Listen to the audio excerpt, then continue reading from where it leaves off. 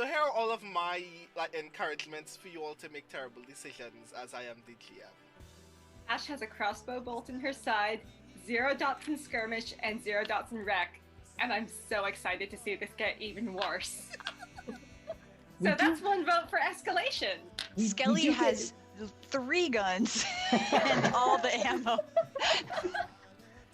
Crossroads has no guns, but Crossroads is a gun powered by ghosts. Have we established that your guns are special to you? I feel like we're establishing that your guns are special to you. Before this crew, they were my only friends. You've known us for 5 days. You've known those guns a lot longer. These are my babies. Yeah. I just want to say, Rowan was starting to do this, and then he realizes to harvest. This doesn't help. Like, don't do that. This is not. No. This is Like, not. don't do this. this. Yeah. Doing this to an executioner? Yeah, that's not I what was you just want. like this, like... We call that the go sign, you know? Like, yeah. Oh man. This theme's great. I will do a fortune roll. Notes. No thoughts. Head empty. 1! I rolled a 1! Yep.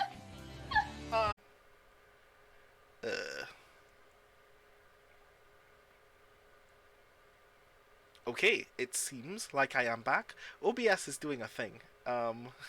It would seem. So please be patient with me as I try to troubleshoot some of those things. But for the most part, we should be good for tonight's session. Tonight's session 1 of Girl by Moonlight, Fractal Spire. Our first actual session of Girl by Moonlight after our session 0 last month. I'm very excited to be able to actually do the thing with all these lovely people after talking about doing the thing for so long. My players are all ready and eager to do the thing as well.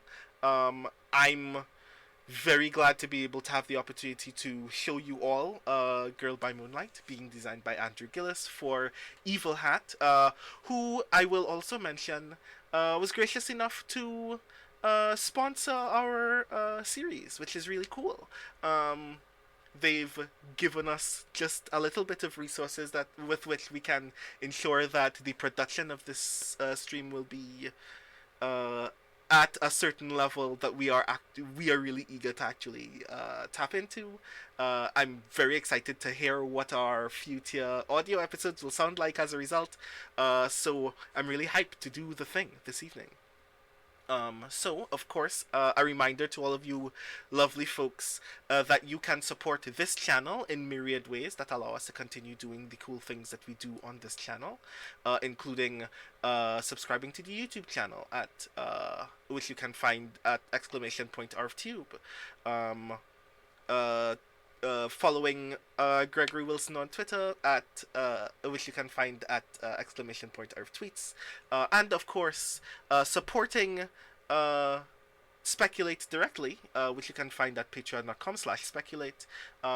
We are very hopeful that your support can help us not only continue to do cool things like this, but do even more cool things in the future. We have quite a bit of other actual play stuff in the works for the rest of the year, so your support on Patreon would be very, very grateful. We'd be very, very grateful for your support there, so you can help us continue making those cool things.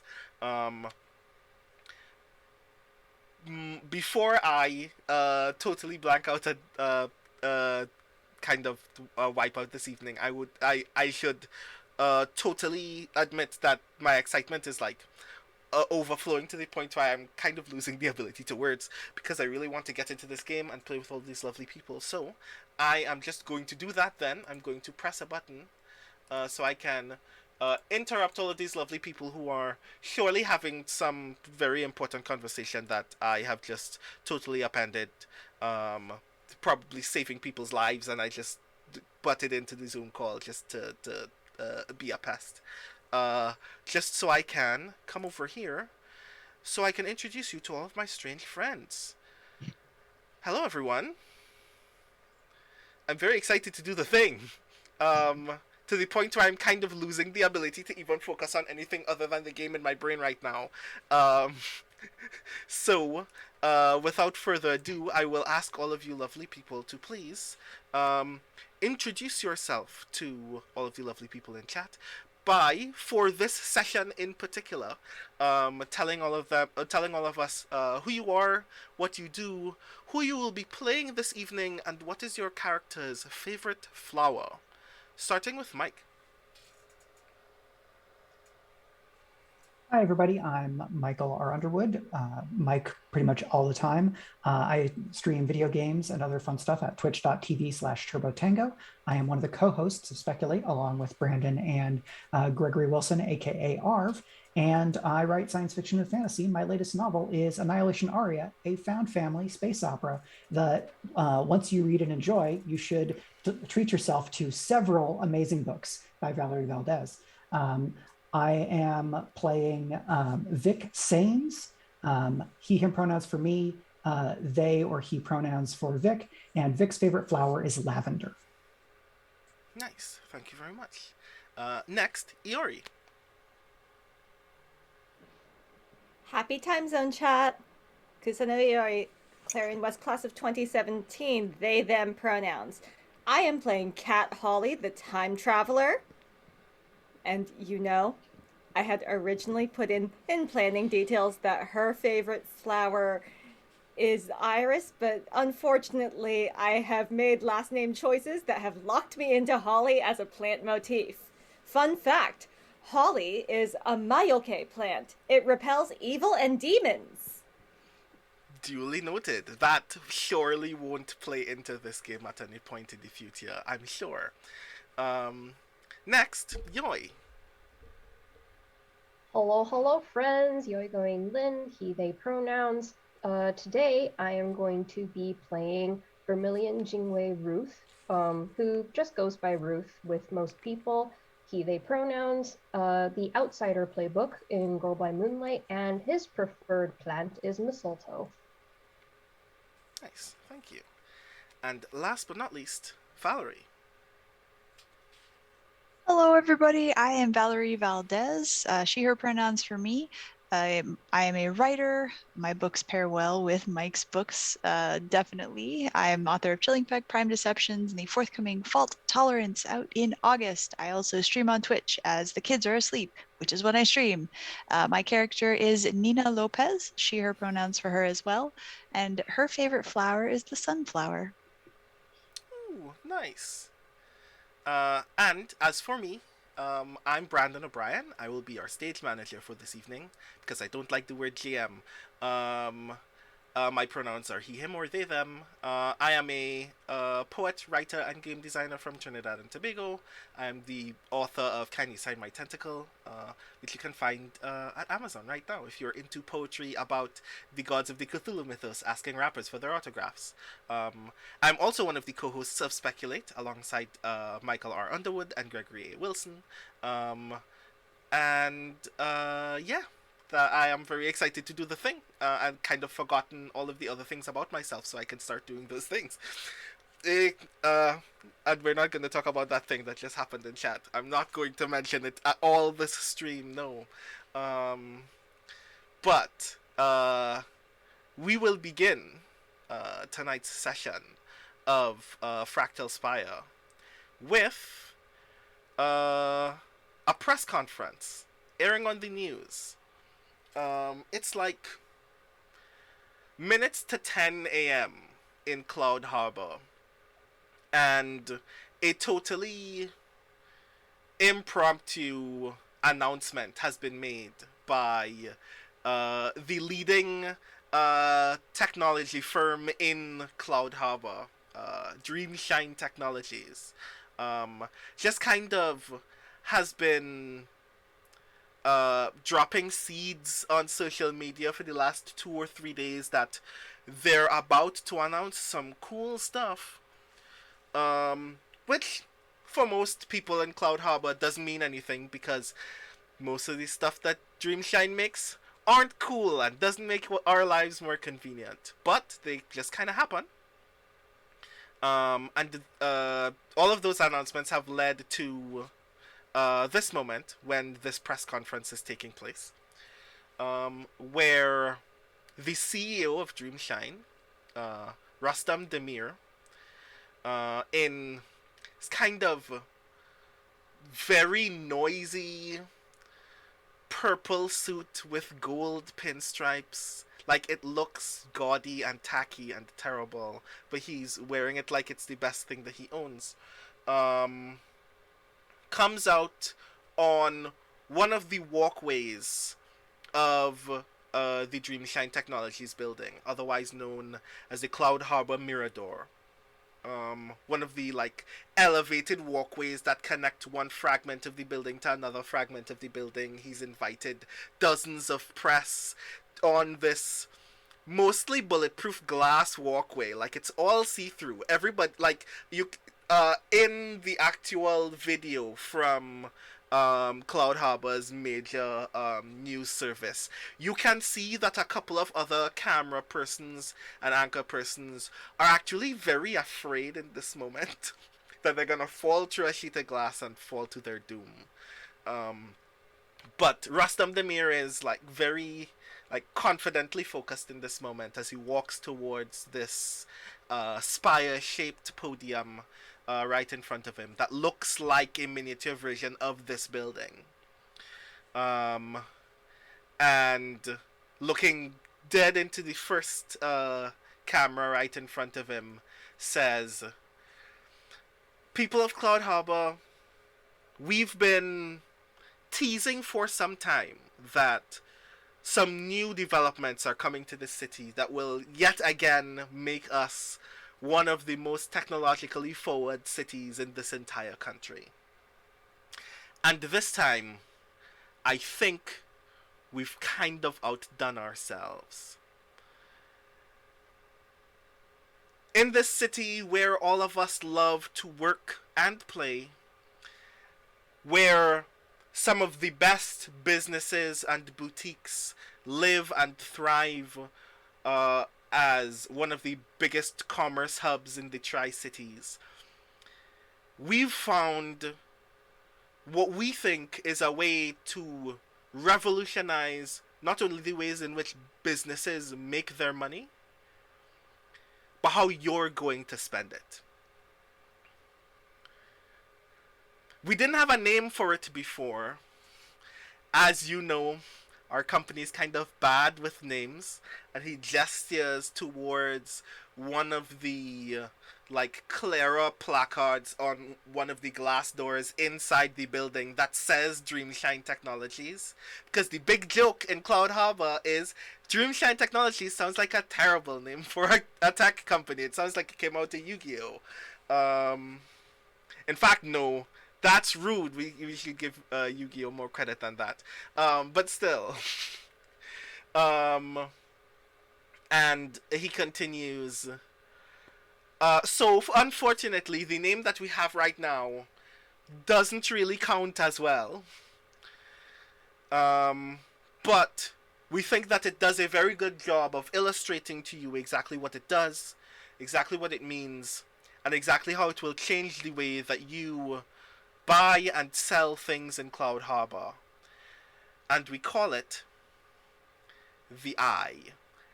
And then on camera there is a long white sheet unravels on one of the glass walls directly behind him that nobody even noticed before because it was well hidden outside of the frame of view of that camera. But when it drops, it's just this very weird vector image of a purple eye. It looks like a very the only way I can describe it is it looks somewhere between a very fancy hieroglyphic and a very terrible emoji. And as that unravels, you see two models in black pantsuits emerge from one of just out of view right behind Rüstem Demir with a very large glass screen. And when they reveal the screen, it's showing a demo video of someone going to a supermarket and discovering that the aisles can literally dictate aloud to them which brands they are preferring, and can actually tell how emotionally invested they are in those brands and products. And like you see, one of the other attendants in that supermarket literally emerges from the other end of that aisle with like a large case of a drink that an old lady is thinking about, or hears that another attendant hears in another aisle that a child is very upset that their favorite snack is not in the snack aisle, and then they emerge with a substitute that they say is just as good, and you can hear the aisle note that they are pleased by that acknowledgement, and you're hearing like anchor persons and cameramen and other reporters at the actual press conference clapping very softly to this news. And then Demir just kind of gestures to the models, and they just cover the screen again and just kind of fade away, glide back down the hall. As he says, with this kind of technology, every business in Cloud Harbor can always know what they need to do to please every customer. And every customer knows that they're spending money on exactly the thing that they want, no more, no less. Imagine having your desires literally fed back to you anytime you want. Knowing that you can literally pull up an app on your phone and never have to order anything. Just knowing that the thing that you want deep in your heart is already on its way. That's the future of Cloud Harbor, because Cloud Harbor is the future. And we're going to have a lot more news for you in the coming days about an even more revolutionary piece of technology that, when you hear about it, is going to blow your mind, but it's not ready to show off yet. So just trust and believe that Dreamshine Technologies researchers and engineers are working very hard to ensure that we can continue being the future every single day for each and every single one of you. And then you hear some cameras snapping, and you hear some reporters starting to ask their initial questions as we cut away from that press conference, just kind of panning out of a television nearby to a nearby school. Vic, what are you up to at this hour of the morning? I think it would be funny if corporate subsidies of local public schools came with a rider that dictated that a certain tier of press conferences would be mandatorily shown in classrooms. In class? Oh my god! Capitalism is ruining this world. Okay, cool. Yeah, you are in class, the projector is on, you are showing this press conference live to this class of students. How do you feel about this? This sounds absolutely horrific. Because it sounds too similar to the type of stuff that we do that's supposed to be a secret. And two, it intrudes even more on people's lives than the existing world where there's always something being pushed at us in a world of media saturation. Mm-hmm. How do you feel when you notice that several of the students in this class actually really dig this?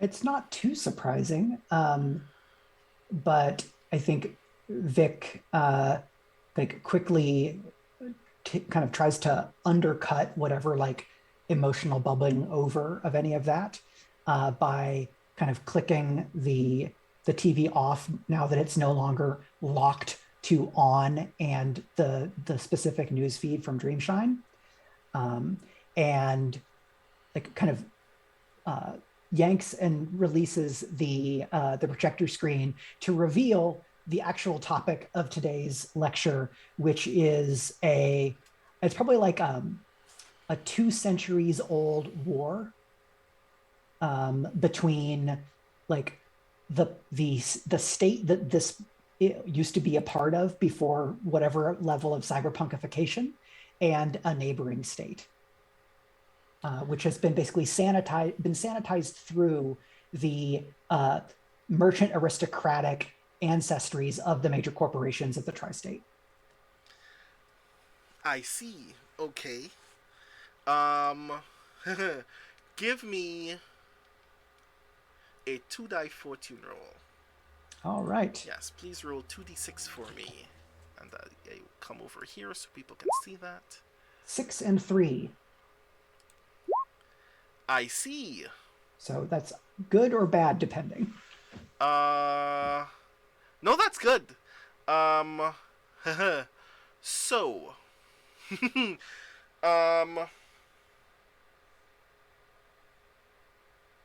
you notice two students of yours, raise their hands. One, you don't typically hear from in class. They typically don't really, ever answer a question or ask a question in class, but they're not doing poorly. They just don't tend to speak up very often.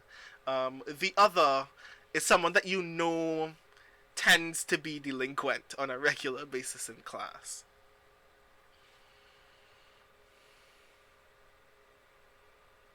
Sorry, they raised their hand? Yeah, both of them raised their hand at the same time. I'll call on the generally quieter one first. They stand up. You know their name is Lily. They just kind of gingerly get up out of their seat and go, I just wanted to make sure that... And you can see that Lily is, thinking very hard for a moment and is like, that doesn't have anything to do with us here at school, right? That they're not going to change anything about the cafeteria or anything like that. Because that's kind of weird. I kind of don't want my lunch telling me how I feel about it. Well, I'm just hearing about this now as you are, Lily, so I can't really speak to that. I think, like I always tell you, it's important to treat with and read primary sources. And so as more information is available, it'll be important to refer to these primary sources about this technology and the ways that Dreamshine is looking to integrate it into everyday life.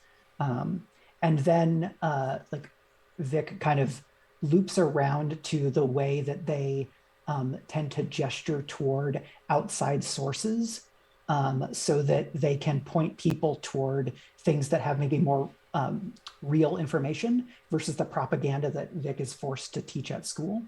And kind of gestures there conversationally and then loops back around to call on the other student. This other student, Ken, is not a good egg by most metrics. When not just being mildly disruptive, he usually has a tendency to be generally upsetting and violent. He's never caused trouble specifically in your class, but you know that he causes trouble elsewhere.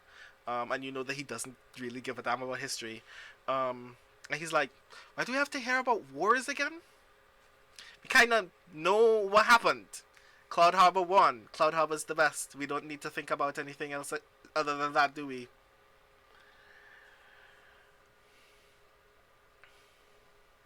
And then Vic will pick some element of Ken's fashion choices which I think are largely constrained if we're doing like, I don't know if this is a school that has a dress code. What do you think? Should we go like to that point, or do we leave more space for individual expression with the fashion touchdowns?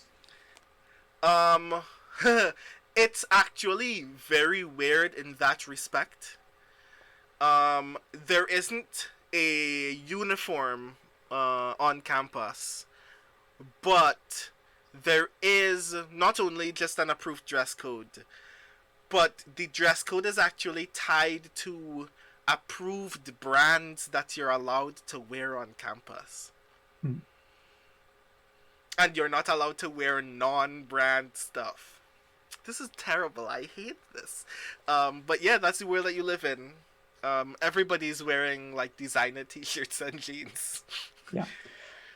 So, Ken, did you know that the Latrobe logo is actually representative of a anti-air missile defense system from this war? And did you know that, like, and basically Vic will do a sartorial historiography that indicates that the choices of clothes that Ken has worn would be read at the time as support for the country that like is less Cloud Harbor, like was conquered to become Cloud Harbor. You see him actually like pull at his shirt to look at the logo, and is like looking at it very weirdly now. It's like, I didn't know that, Teach. History is in everything around us. It informs how we understand the world. It is the foundation on which the future is to be built. There are a lot of lessons in history, and if approached in the right way, a lot of very interesting stories. And then like Vic will kind of loop back around into the lesson for the day. Okay, duly noted. While that's like you're in this class for a bit, just finally getting to the meat of the lesson, when there is a knock at the door, at the classroom door. And Vic will say, like, go ahead and take a look at the third paragraph on that next page, please, as they walk over to open the door. And when you open the door, the vice principal of the school is standing in front of you. Who is the vice principal? I think the vice principal is just like the most put together, like well-preserved 40 with like stylishly very short hair, and a suit that is like aggressively bland, except it's very expensive. Like the expression is it's conspicuous consumption rather than individual expression. And I think this this is Vice Principal Yale, Yael. Okay.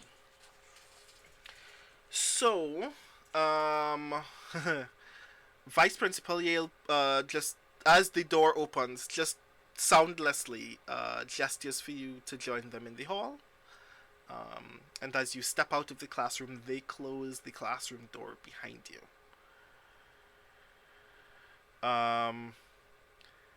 And the first thing that they say to you is, you know that we could have seen that, right?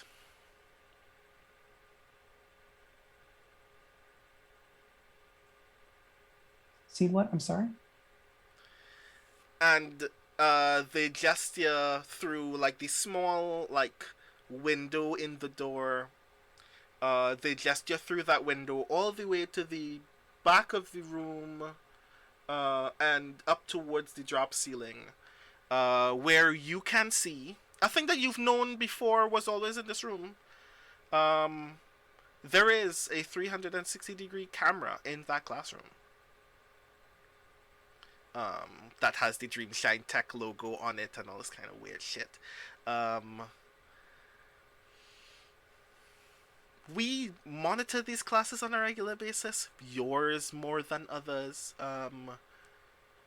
I get that you're trying to do the right thing. I understand that history is important and stuff. Yes, cool. But that press conference wasn't done yet. So you didn't have to get back to your lesson right away. We could have... Some of those questions that those reporters asked were probably going to be vital for those kids. You don't know. Now they're never going to hear them. Because you wanted to get back to work. Why? Well, we have the autumnal quarterly exams in 3 weeks. And I recall from our all hands meeting that it was very important for us to build on our 2-year streak of improving test records year over year, which I believe you said specifically, Vice Principal, and I'm just trying to do my best. I would like you to give me your obligation roll now. Sure thing. So my character's lowest attribute is stars. And so if stars is your lowest attribute, your obligation puts you under social pressure or sets off your anxiety. So Vic is a teacher at a very high pressure school in a dystopia. This must suck. I'm so sorry. I'm going to roll 2d6 and take the lower of those because I have 0 action ratings in this attribute. Okay. Oh my Let's god. See. That's a 1 and a 6, so I will take 5 stress, the most possible. Oh my god. So maybe we go back and what Vic said to Vice Principal Yale, they are like, their hand is visibly shaking and their voice is trembling as they do so. Oh my word. And I will mark 5 stress on my sheet. So, VP Yale just takes one, like, very strong step towards you and is, like, barely a foot away from you at this point. And says, whatever you thought you were trying to do in the best interest of these kids, think about asking someone first before you just do it. Understood? Yes, Vice Principal. Thank you very much for... And they just start walking away. They are not even waiting to hear whatever else you have to tell them. They're just leaving the hallway. God, so many characters I'm gonna hate in this game. Okay, that's good. I just want to take one moment because we haven't gotten a physical description on Vic, and I can tie it into actual narrative before we jump to the next scene. Right, yes. So as the Vice Principal is walking away, and there's like educational version of like good worker propaganda playing in the hallway for when students are passing between classes. And like we kind of focus in on Vic as they kind of like take a deep breath, like straighten their like short wavy hair that is kind of is like pomaded to their head to avoid like being messy. And Vic is about 5'10", like white person. We haven't done a whole lot in terms of what we want to do with race in this world, but whatever that equivalent is for Vic, and wears magazine standard vest and slacks. So like Vic pays attention to fashion, but does not do much expression in fashion at school, and has like brown hair and kind of puts everything back together like it is armor, and opens the door and walks back in and says, I've been informed that there's actually some more information about the eye in the press conference, so let's jump back to that. Okay.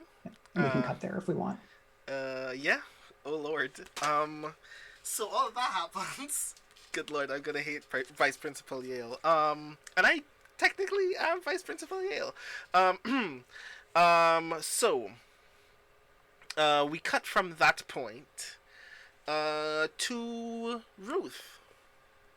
It's now a bit later in the evening. Well, later in the morning. It's like 11:30 to noon. What are you up to at this hour of the day? So for today, let's say that Ruth is on his way to his workplace, and his workplace is a mid-fancy bubble tea cafe called Musia and Roses. And he bikes there from his district. He has to bike quite a ways because his district is not exactly one of the best. The good areas of that district are very, very good, but the bad areas of that district are very, very bad. And they kind of cut through each other in ways that doesn't really make sense to urban planning or people who predict which areas of districts fall into disrepair.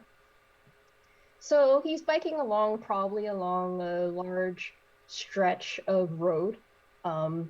And he's short, like max probably 5'5" in shoes.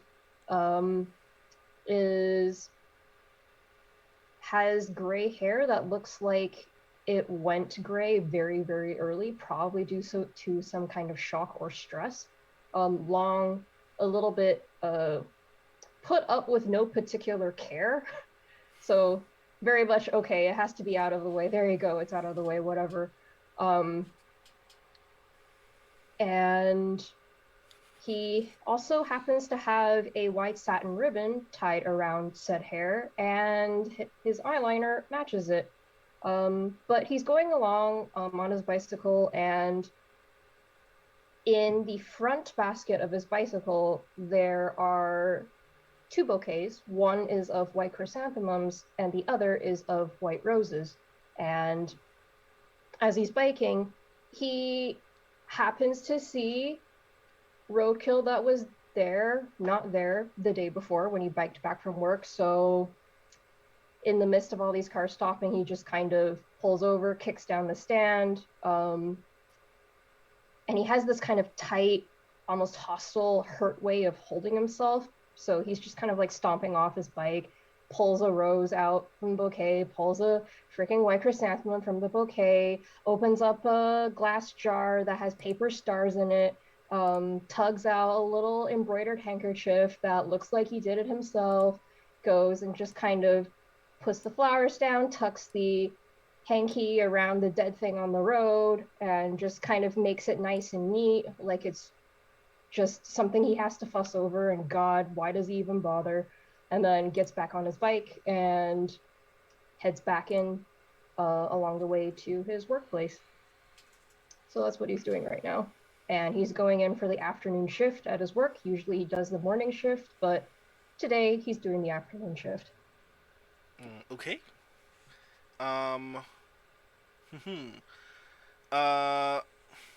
Before you get there, I should ask then,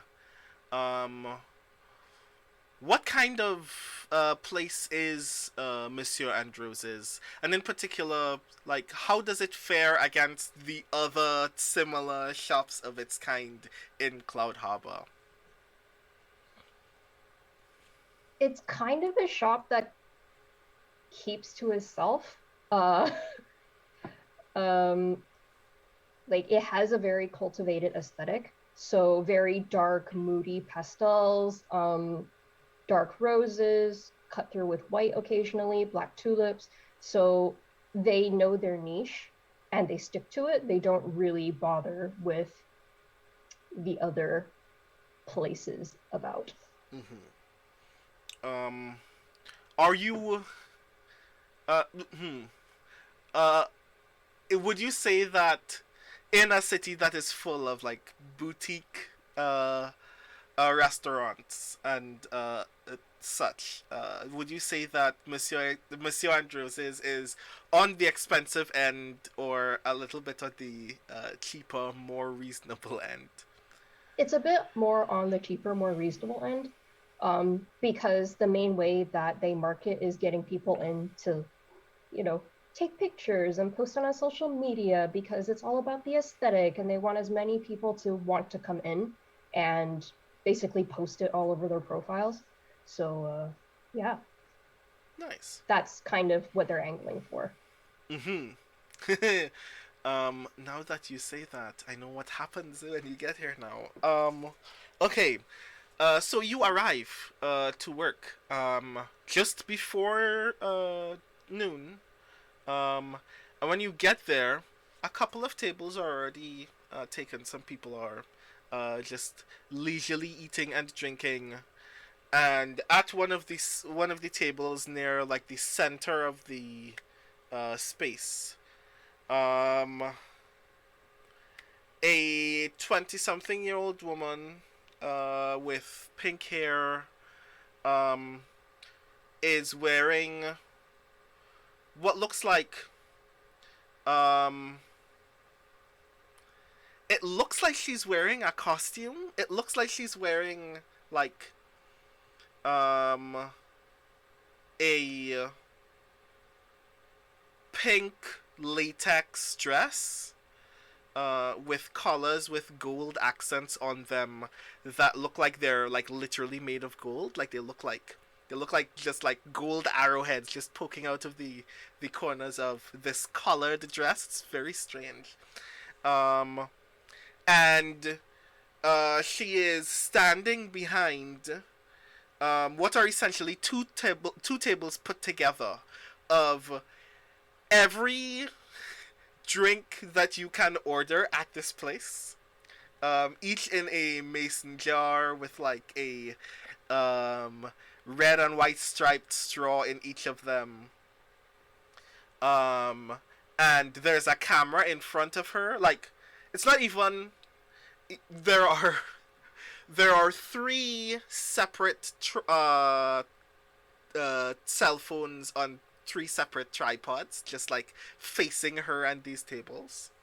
And she's very eagerly like doing a live stream of her sampling all of these drinks.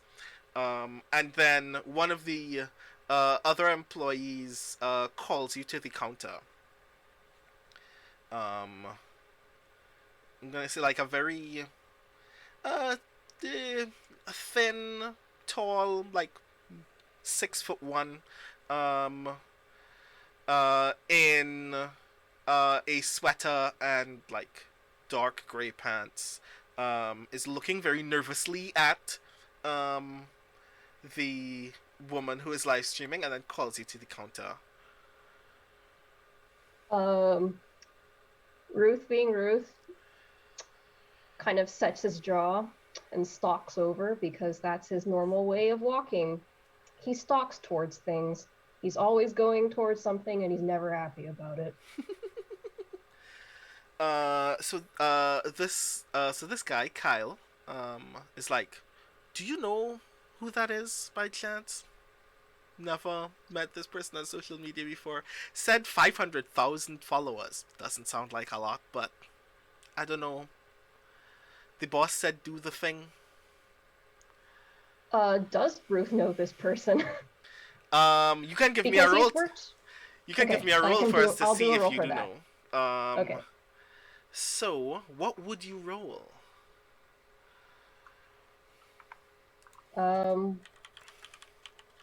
I could roll an action if you wanted to see if I remember, or I could roll fortune just to see if by chance this person came by on his shifts.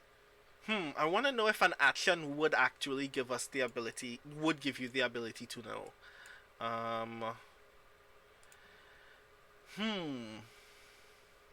That could be under perceive. Yeah, I would say perceive would give you this, would be the skill to roll to see if you had this information before. So, do you have any dots in perceive? Absolutely not. So this is going to be hilarious. So you will roll. This will be hilarious. So you will I roll will 2d6, and we will take 2d6. the lower of the two. Oh, so a 6 and a 4. That's actually not All that these bad. sixes. Let's pray that this keeps up in the future. Yeah. But a 4 is good enough for you to know you've seen this person on the internet before. I mean, it's not your style, so it's not like you're following her or anything like that. But you have seen her content around the internet sometimes. You have seen posters and billboards in Cloud Harbor for her, but you've never really registered her name because, again, not your style. But you do know who this person is, and you do know that they do a variety of content that can only be described as, I go where expensive shit is. So it's kind of surprising that they're here and not at another shop. So Ruth, as someone who's extremely offline, probably learned about this person unwillingly, possibly because Nina, a to-be-introduced member of the crew, in her very well-meaning but constantly failing attempt to bring Ruth into the modern age, showed him the page, and he was like, no. But he recognizes this person, looks over, looks to his much taller coworker, and just kind of twitches in a shrug and goes, I don't care. Fair enough. That's when the boss comes. I'll let you qualify who runs Monsieur Andros is. Describe this person for me. In my head, the people who run it, it's a couple. So it would be one half of that couple. I'll let you pick who of that couple it is. But I imagine this would be the half of the duo that's more involved on the floor, while the other person is more involved in the bookkeeping. So this would be somebody akin to the floor manager or the supervisor. Okay, and roughly how old do you imagine this person is? Probably in their mid-40s. Cool. All right. From like a back room door, you see Edna emerge. She looks kind of tired. She looks like she's been working for quite some time. She might have been here earlier than she typically comes in. And she calls you aside and says, Ruth, thanks for coming in. I know you typically work earlier, but I imagine you would have felt more comfortable with the afternoon shift. Just like we have to take care of some stuff, and we couldn't get anybody else to cover because we were going to give you the day off, but just kind of needed somebody today. I'm really sorry about that. But you know the drill. You are comfortable manning the shop when it's just one or two people around. And while she's talking, I would like you to give me a roll. Because something strikes you very obviously in this moment. Like, you get the impression in this moment that there is something about what Edna is saying and how Edna is behaving that you need to observe and hone in on in this moment. I would say that a good role for this would be empathize. I also have no points to that. Wow. Analyze would also work if you have any in that as well. Do you know what else I don't have points in? Wow. Okay. Wow. Okay. Cool. It's okay. I'm fine with rolling a no point stat because Okay. Ruth is good at one thing, and that one thing is not dealing with people. Wow. Okay. So would you prefer the empathize or the analyze? Because one of those works better than the other, so that will affect your position and effect. I will say empathize will obviously work best. I was about to say, contrary to how he generally appears to other people, Ruth actually is a pretty sensitive person. See, doing roadkill funerals for things and basically any dead thing he comes across. So I was about to say empathize seems to be the most proper for him because, again, he's more emotionally driven than analytically driven. Okay. So I would say that your position is risky and your effect is standard because you already know Edna. Okay, and I'm rolling 2d6, correct? Mm-hmm. And taking the lower one. Yeah. That's a 5 and a 1. Okay. There's no empathy today.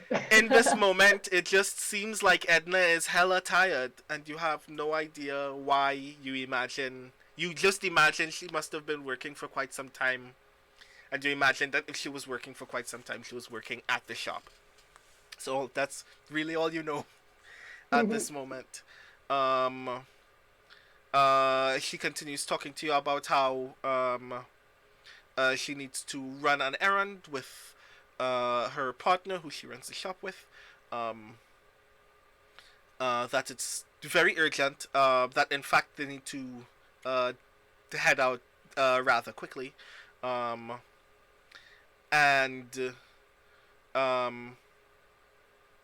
then you hear like a clattering commotion in the kitchen right behind the both of you.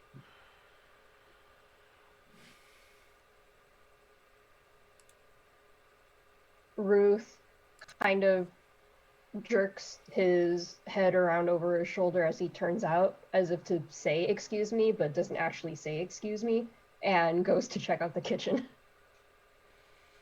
Okay. You see Edna's partner, Kenneth, being manhandled by a police officer. Uh-oh. Like, he's not being put in cuffs, they're just like awkwardly wrestling around all of the very expensive china that you use to set plates over here, and the cop seems very mad about something. This is terrible. So Ruth is going to see this, and Ruth is just going to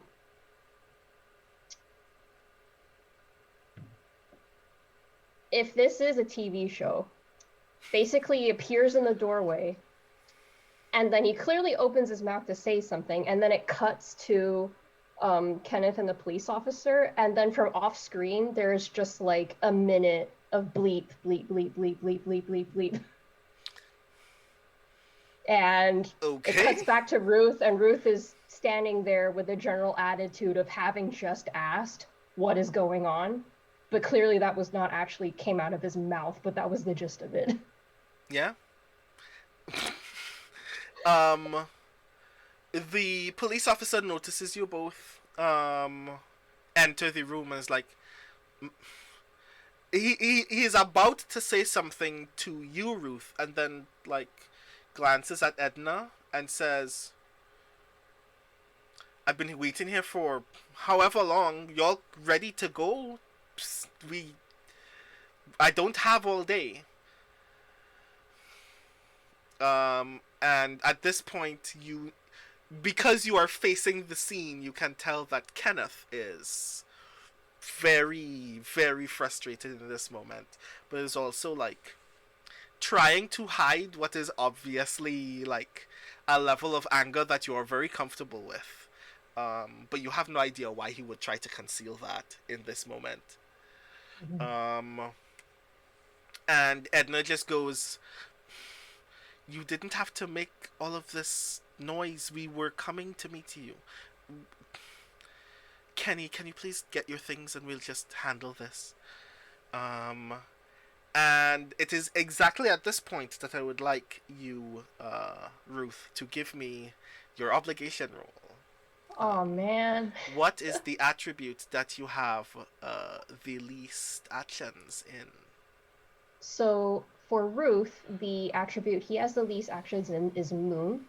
And Moon, for the audience, let me find it, represents a character's sincerity and clarity. Roll Moon when you resist a consequence of despair or heartbreak. So much like Mike, I'm going to be rolling 2 dice and taking the lower one because I have no attributes in Moon.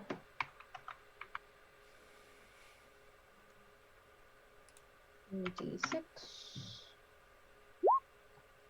That would be a 2 and a 4. So you take 4 stress. Love this.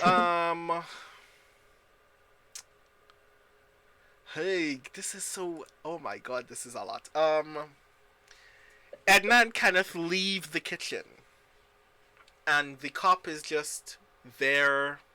Like, he is literally playing with his baton. Like, he's, like, extending it all the way and then contracting it again and then extending it again. Like, right next to very expensive glassware. Like, he chips the handle off of a mason jar and doesn't give a damn. And then he turns to you and goes, "You close to those two?"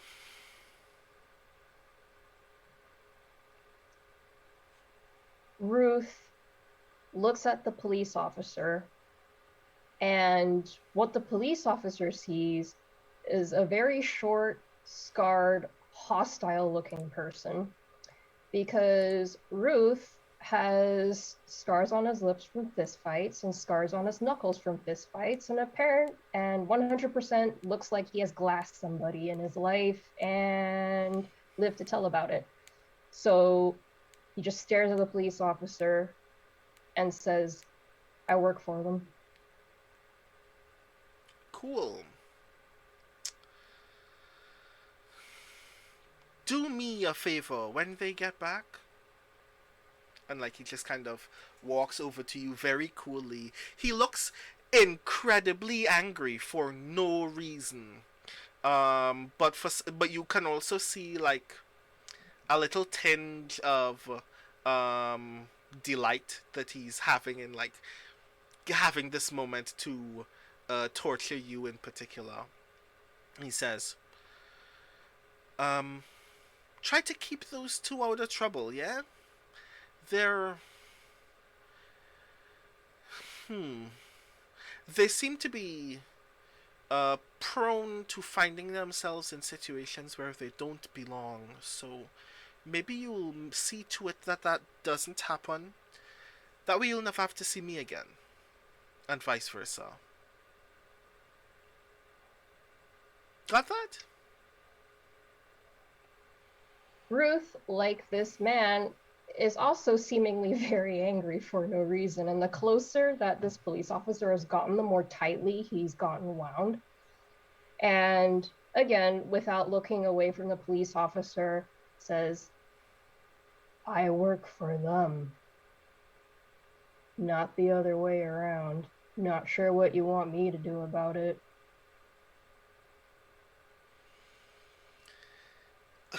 And he just kind of like chuckles to himself.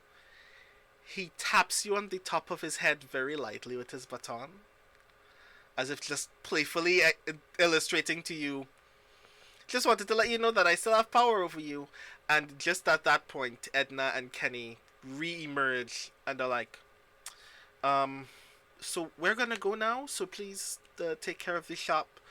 Uh, don't let uh, any, don't let that influencer lady break any of our glasses, I guess. And they just kind of, all three of them leave through the back door. And when you go back out into the shop, the influencer has already finished 4 drinks. And while in the middle of drinking the 5th one, just kind of like angrily puts it back on the table and is like, ew, what's in that? Never had that before. And you can notice that several of the other customers in the shop are like literally rolling their eyes and preparing to leave, but this other guy is like asking, no, please, she's gonna be done in a moment, you can continue doing your thing. And it's just the two of you trying to manage the shop while this very obnoxious person is drinking very loudly in front of everyone. And then we cut from that moment to Kat. Brandon, real quick, if you can just check Zoom or Discord chat, because I did have a stats question for you real quick. Aha, I will do that now. But yes. As I am doing that, my question to you is, what time of the day do you typically start work? What is the earliest possible time that you would be at work? Somnio opens at 8, which means that Kat's there at 7 doing general opening duties like, yeah, okay, let's get the credit card machine booted up, make sure whoever closed last night remembered to close it out. Let's just double check the shelves, make sure I am not running out of anything, because like 2 weeks ago, one of the girls did not order tonic water after using it all up, and that meant Kat opened the next day serving people straight gin and or gin and soda or gin and lime instead of gin and tonic. I see. That sounds like that would be a thing.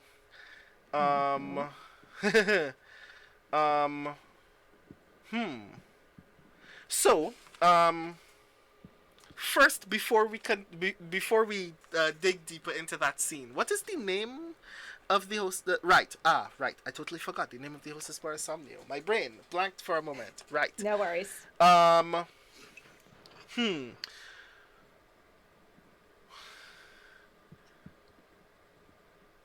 But yes, for the audience, Kat works at a second tier-ish hostess bar called Somnio. Mm-hmm. You can tell it's second tier because they don't have a dedicated bartender. Whichever girls are not with customers are running the bar. Okay.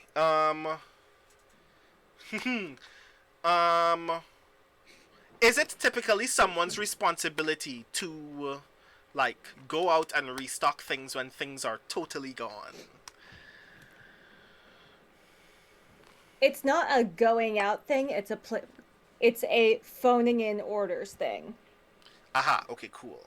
And that is the responsibility of whoever closes up the previous night. Mm-hmm. So, you close down the register. You do inventory. You order things so that they are delivered in the 7 to 8 p.m. window before the club opens the next day. Okay. So, cool. So you are...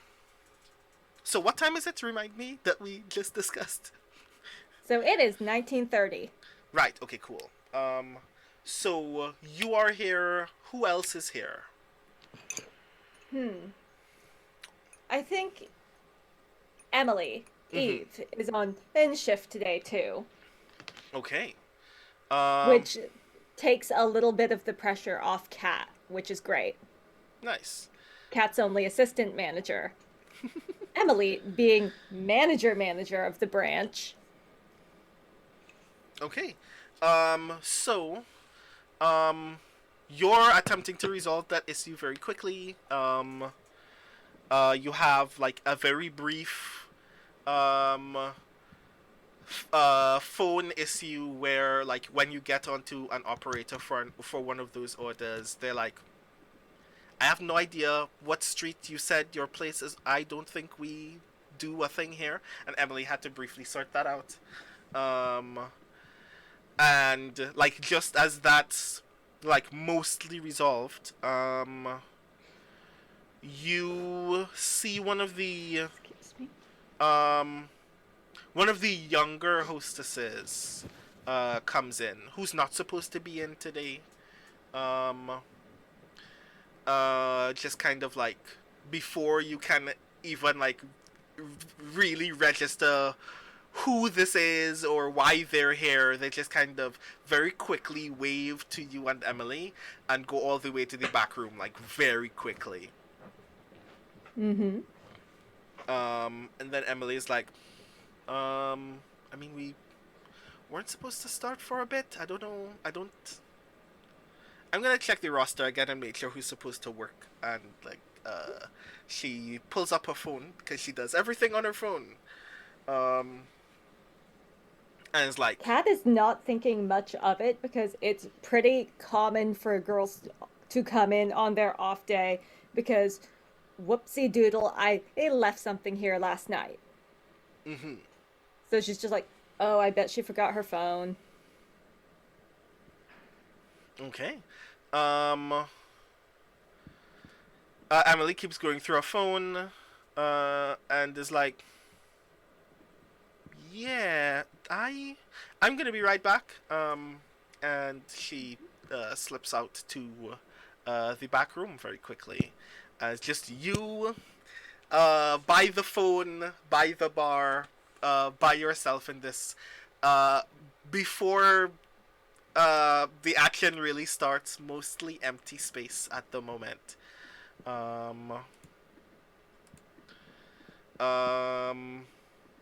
It's just kind of quiet there for a bit. And then the phone rings.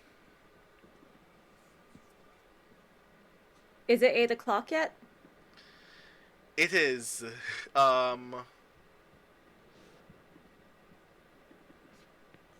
It is still like 6:40 something. At this point, you just like spent like maybe 20 minutes alone by yourself. It is not 8 at all. And the phone starts ringing. Kat picks up. Ugh. You hear breathing on the other end of the line. Kat hangs back up. Um, That is not the sound of someone calling in sick. That is not the sound of a reservation. the phone rings again. Thank you for calling Somnio. A very gruff, raspy voice says, is Sarah gonna be working tonight? You already know the answer to that question is no. Mm-hmm. You also know this is a weird request to be making over the phone. You either know who you're coming to see, and you make an appointment for the day that you know they're typically going to be there, or you make an appointment and you meet someone when you get here. This is kind of strange. I'm so sorry. We're not allowed to give out staff member or schedule information. If you'd like to book Sarah specifically, you'll need to talk to her next time you meet her. The man on the other end of the call starts cursing very loudly and then hangs up.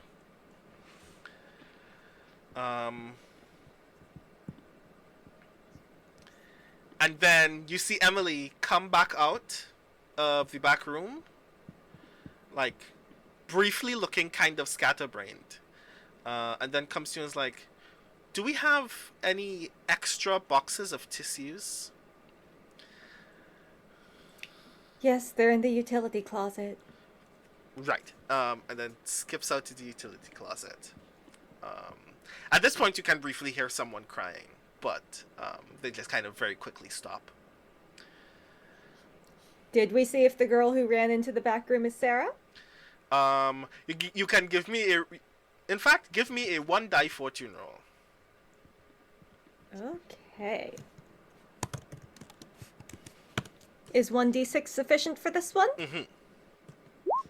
That is a 6. Right. You put 2 and 2 together as soon as that second phone call happened. Yeah, that's Sarah. Kat ducks into the back room and goes, "Someone called for you. Has a customer been weird at you? Do we need to ban someone?" Weird is a... Oh my god. And at this point, like, you can see in the orbit around Sarah that they've been crying so profusely that they've kind of run out of things to cry in. Mm-hmm. And just like picking any soft object nearby. And they're like, "This guy, I only met the guy once. And I thought that he was kind of cool.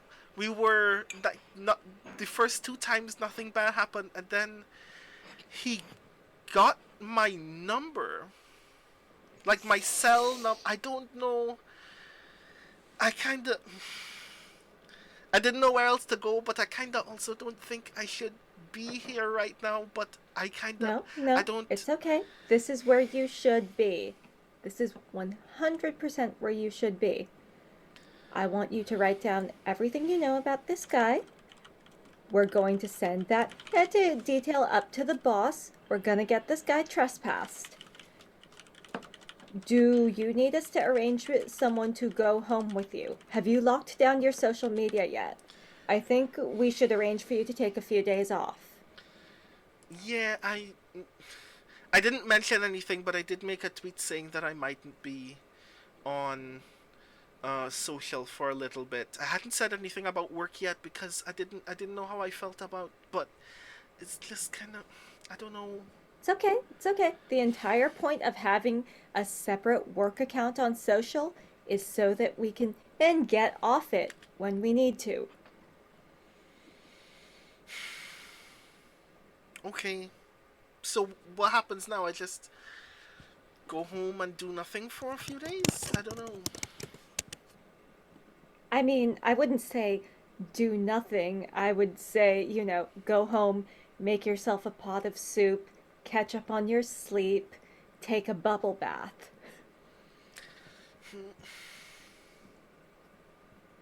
Okay, I guess. And you know what? I don't want you on a train right now. I'm going to call a taxi. Okay, sorry for troubling you. I just didn't know what It else is not trouble. No. Sarah, I know you've only been here a few months. This has happened to almost all of us at some point. It's okay. Just... we know what it's like. We know how to deal with it, and I don't ever want you to feel like you can't tell us about this. Sometimes people are just creeps. That's not our fault, and we shouldn't have to pay for it. And it is here that I would like you to give me your obligation roll. What is the attribute that you have the least actions in? Sun. Okay. And when you roll obligation with Sun, your obligation involves scary people or circumstances or is physically taxing. I didn't read that beforehand. That just kind of happened. Yuck. I'm so sorry. Jesus. How many dice do I get today, Brandon? Right. Do you have any actions in Sun? No, I do not. Right. So you will be rolling 2d6 and taking the lowest result. That will be a 6. I have gotten a 6 and an 8. Wait. Whoops. No, those are dual 4s, and I just can't read. Okay. 4. So you take 2 stress. Which is kind of interesting considering the way that that story has turned around, because essentially you have you notice that Sarah's mood has improved somewhat. You feel this wave of utter annoyance around the time that you said that everyone working here has gone through this at least once. And like a part of you is like, I was kind of hoping when I started like being assistant manager here to make sure that that stopped happening, but I guess that people are still creeps. People are still creeps and customers are unfortunately out of my control. Yeah, so screw that guy in particular. And that's like, we pan out of Somnio just as Emily is scouring images from from previous video for everyone that has ever booked a sit down with Sarah, and found this guy's face, and is blowing it up, cutting it out into a JPEG and printing it into a book. That is underneath the bar of just the undesirable people. The book already is 30 pages deep with photos. And like literally the title of the Emily literally bought like a stencil to write on the cover of this large composition notebook. Fuck these guys in particular. And like we pan out just as she closes that book, we pan out to discover what Nina is up to as it becomes closer to closing time on today's day of work. It's like around 6. Well, it's just after 6, just like a few minutes before 7 rather.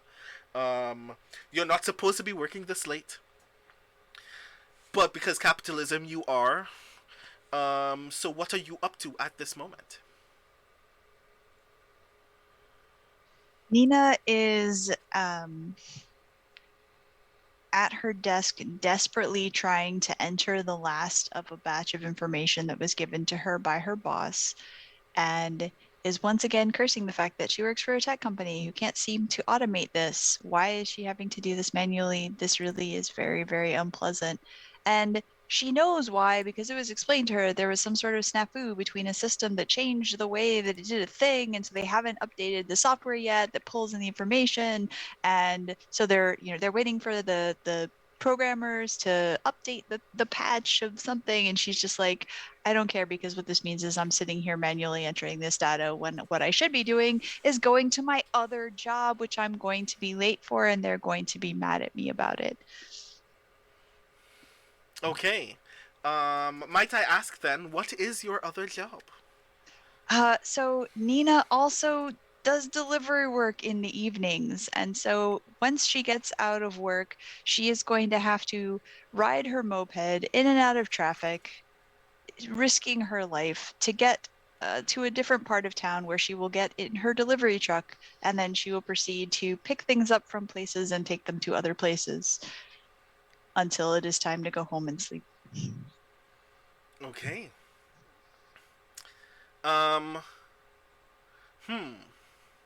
So, 2 things are happening immediately at this moment in time. As it nears 7 o'clock. Just as you're about to like finish manually entering all of this data, which is like a broken system upon a broken system, because not only are you doing it manually, but you're doing it on an outdated system, even though this company does have newer systems. They just never dedicated any to this, because it would mean that they wanted because someone told someone that it would mean that they needed to start all over, and this they is didn't supposed want to be automated. Manually entering this is actually extremely tedious and stupid. There's no reason for this to be the way they do it, but here we are. Like You are the only person in your building who is uniquely aware of the fact that this is a point of failure for the entire company, and if a power outage managed to blow this one computer, you'll never be able to work in this line of work again. But while that is happening, you notice two things happening all at once. One, your immediate supervisor has just stepped out of a door on a floor above you that you can see the balcony of from where you are sitting. In my cubicle, yeah. And your phone is ringing. Both of those things are happening at once. She checks her phone. You're getting a phone call from your delivery service. What is the name of your delivery service? We'll call it. Why didn't I think about this? Rápido Veloz. Okay. Thank you. I'll spell that here. That's actually kind of neat. I think I spelled that right. Anyway. Okay. So, you check your phone. And it's your immediate supervisor at Rapido, who has been trying to call you since 5. But this is the first time that you even noticed that your phone was even ringing. It's supposed to be off during business hours. I have it set on a special alarm so that I cannot receive calls, because if I did, I would get in trouble. Yeah. Unfortunately, the thing is doing the thing. Because it's now past the time when that automatic shut-off exists, so... Yeah. Do you answer the phone? I answered the phone. Where are you? I'm so sorry. I'm sorry. This thing happened at my other job, and I'm so close. I'm almost finished, and then I'll be out there, and I'm so sorry, and I will work late so that I can finish it tonight. And I know that when No. I want you to hear what I'm about to tell you very clearly. You said that you needed more work because you needed more money. So I booked some of the best jobs that RV ever actually gets in this godforsaken city for you. You're supposed to move one of the biggest shipments we're going to see all week for one of our highest paying clients. That was supposed to happen a half an hour ago.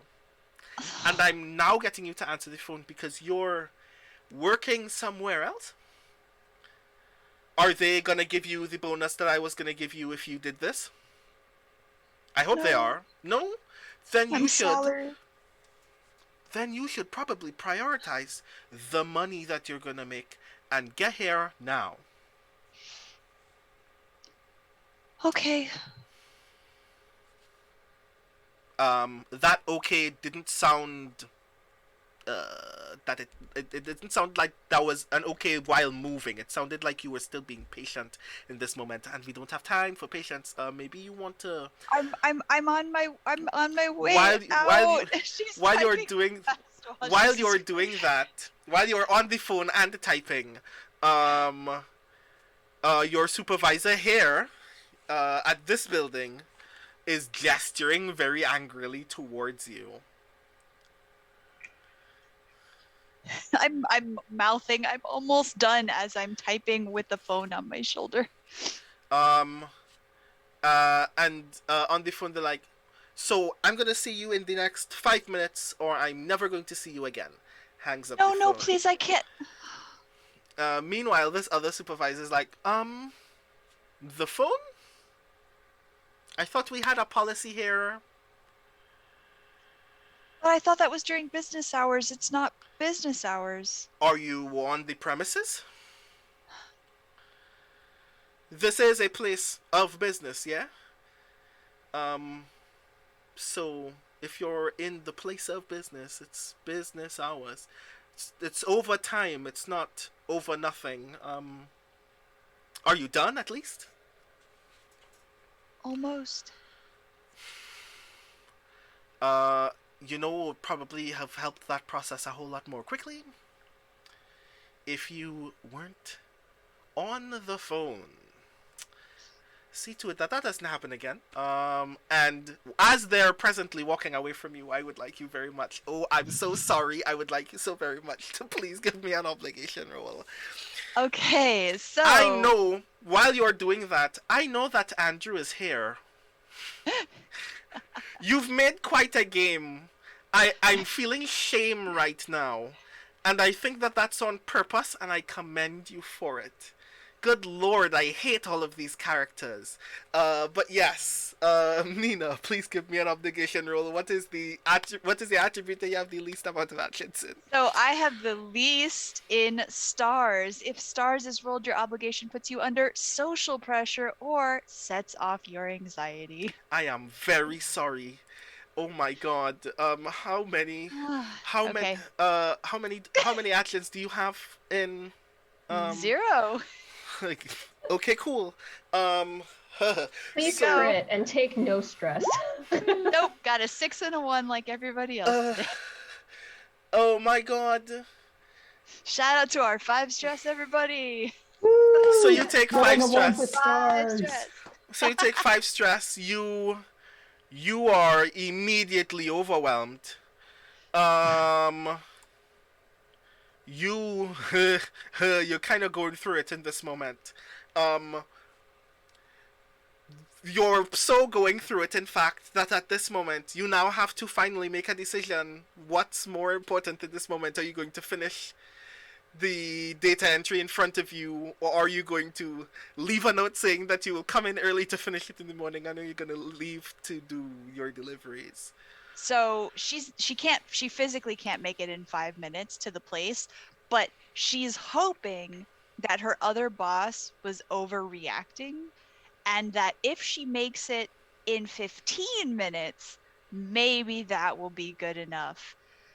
And she's not going to make it in 15 minutes either, but she's telling herself that maybe if she can manage to catch an elevator quickly and catch a garage elevator quickly and take some shortcuts in her moped through traffic, then she could maybe be there in 20 to 25 minutes. You know that thing that we do when we just got in our car precisely at the point in time when we are already late for the thing? Yeah. And every minute that passes, we have constructed a new excuse as to why someone will let us allow us for this one time. You are going through that for 40 minutes. But you do manage to get there in time for your supervisor to just lightly scold you, and you do get some of your deliveries done.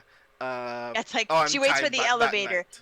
2 elevators go by that are full of people such that she literally can't fit in them. The same thing happens when she gets to the parking garage. The piano player, usually in the lobby, who would normally calm her down as she's leaving to let her decompress before her next job, already gone because it's been hours since their piano playing time has ended.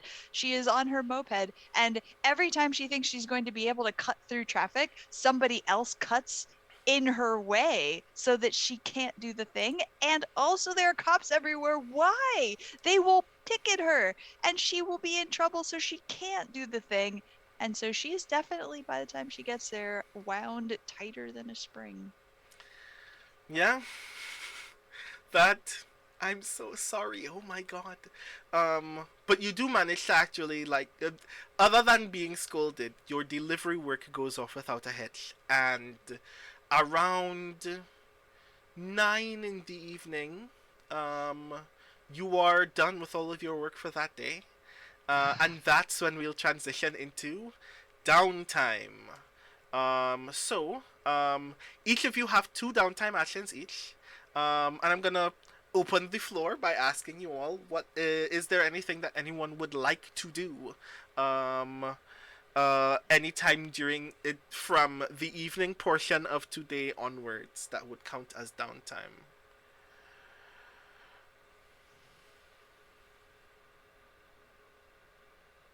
Okay, so Nina is definitely gonna go to Monsieur and Rose's because, and she's gonna go with the intent to also pick up something for Kat.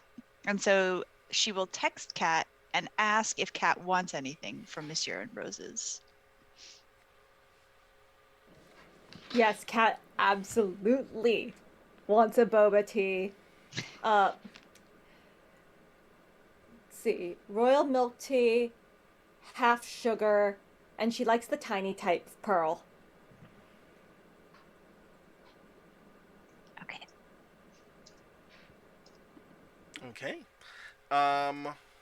So you get to Monsieur and Rose's, and it's actually kind of bustling at this hour of the night. I mean, it's not entirely crowded, but it has gathered the critical mass of people whereby the line is always very long but is always moving. So by the time that you get in line to actually make an order, they're like 6 people ahead of you. But it's moving pretty briskly at this moment. It's not entirely noisy, but it's not entirely quiet either, because everybody's obviously having their own conversations. There is a table nearby that is free, and because Monsieur Andros's is typically a nicer place than most, there is a culture in this place of, if you mark a table beforehand, if you let folks know that you are coming for a table beforehand, they will courteously allow you to just reserve that seat.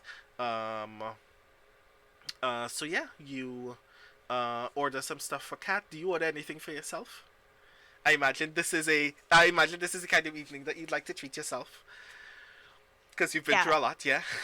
Yeah, and so for downtime actions, there are 4 primary actions, which are social link, help a friend recover, investigation, and work on a long-term project. So for all that Nina has come here for herself, she has also come first to check on Ruth, who, you know, often has grumpy days.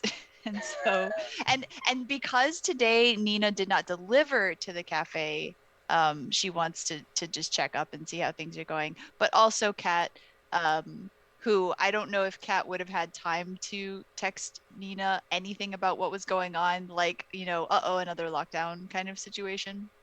But because of season 1 end events, Nina is already on a hair trigger with everybody, and so the 2 downtime actions she's going to be essentially trying to do at once are going to be the social link and help a friend recover.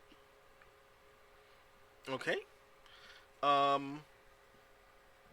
So the social link action that is attached to In a Maze of Dreams is share an intimate moment, which works very uniquely, which we will get to as that scene plays out. But to get to that point, I will ask then, Ruth, what are you doing when Nina shows up? Are you at the counter, or are you elsewhere? I think Ruth has briefly stepped out from behind the counter because he's decided to go clean down the tables because it's bustling. We probably just got past like the critical mask of peak business hours at Monsieur and Rose's. So he's just quickly wiping everything down and making sure that the next batch of tables is ready for people to come in and sit. And so he's wiping down a table. The table that you mentioned was free. When Nina comes in, and he can immediately tell she looks awful. So he just looks at her in that I'm dead inside way that is his normal everyday face, and just takes the silverware bucket that he was holding, takes all the silverware out of it, and puts the bucket on the table to claim it, and stalks back behind the counter, and then stands casually but extremely conspicuously, like he's not waiting to just jump on the cash the instant she gets to it in line. Okay. So you eventually do get in line. Well, do like get to the head of the line and place your order. So I take it that means that Ruth will be around that point to actually see you place your order. Yes. Ruth is actually just going to see which cache that Nina's going to go to, and then just not exactly shoulder his coworker out of the way because he's too short to do that, but he's just going to step in front of them and be like, I mean, you yeah, have this enough. is my cache now. You would have applied enough force that if you did want to actually shove someone, you would, but that would probably do that person a great deal of damage. Yes, it would. So he just steps in front of them to take the cash. Like, oh, now you can change off and do the drinks. Well, because I just changed off from doing the tables, which are done, so I can come back to the cash. It's just that very customer service flow.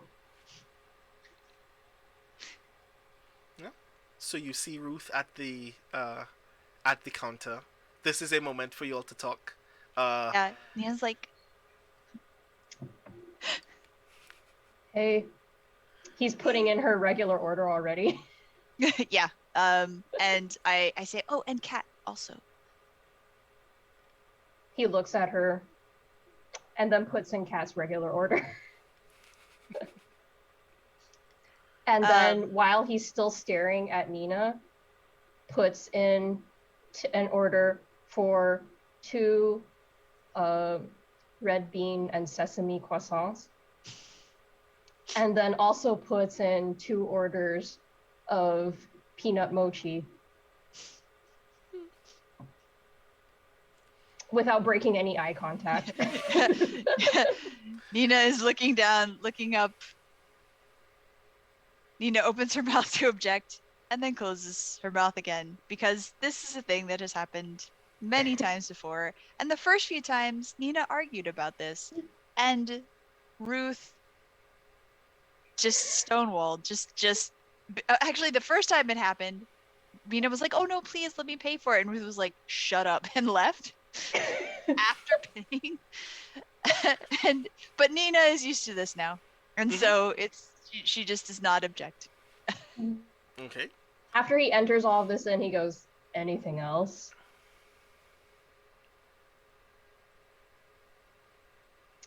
He puts in 2 Kanako mochis too. Oh god. Wow. And then he taps his debit card on the machine and hands her the receipt.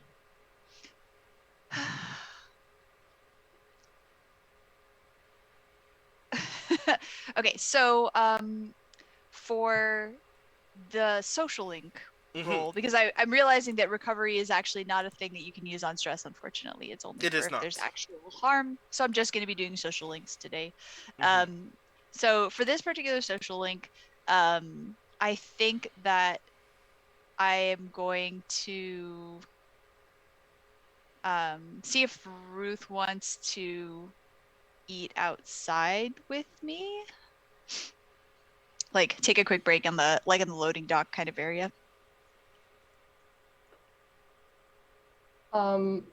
When she asked, he's making the drinks, and he goes, Kat's drink will go cold.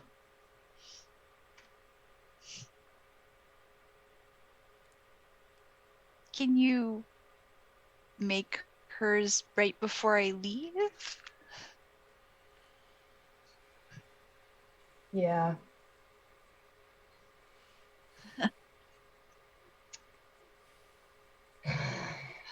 I'm joining you. I'm sorry.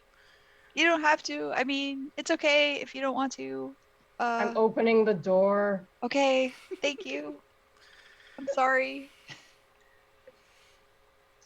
In the delivery bay, he's so before Nina was delivering things regularly here, it was just the delivery bay with the cart and everything, and now there's like a little foldy table and 2 little foldy chairs, and there's a little homemade tablecloth, and there's a little mason jar with flowers cut from Ruth's garden in the little thing. Yeah, he just keeps it there just in case Nina happens to be delivering one of these days, because Nina should have something nice to look at. So yeah, Nina takes some of the food, sits down, and proceeds to tell Ruth about the latest like ridiculous TikTok that she saw. That wait, is Vic the TikTok sender? Did we establish that? Okay, so Vic sends everybody silly TikToks, and so TikToks, we call them. yeah, we call them something else that is different from TikTok. Yeah, exactly. We will establish names for the social media later on. I do not have enough brain power to do that tonight, but we will establish entirely new social media outlets. I really only inappropriate names came through my head just now. Anyway, so Same. yeah, clip clap sounds fun. Let's go with that, Mike, for now. And so okay. So Nina pulls out her phone and is like, "Oh, you got to see the video that Vic sent. Check it out." And so they watch it together. Yeah. Does Ruth want to say about their social influencer who was at Monsieur and Rose's again, or? Ruth will mention this person because Ruth knows that Nina has a person in her social sphere that's also super clip clap involved.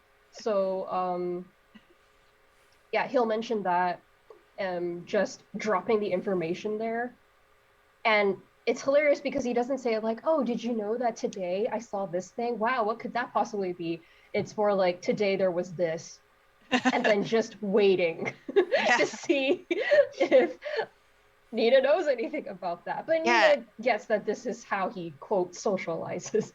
Oh, totally. And then Nina would be like, "Oh, let's see if somebody did linked Monsieur and Roses in the review, or like," and so she does a search for it to try to find whatever the video was. Does she locate it, Brandon, or no? Oh Lord. What's the worst name for this influencer I can imagine? Do you want it to just be the one that I already made up, or you want it to be a different one? Nah, it has. Hold on. God, what is her name?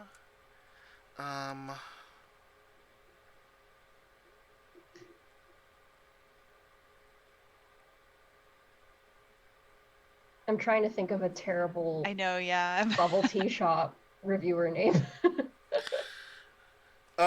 Right. So this influencer's username on this video social media platform that we are not calling Clip Clap.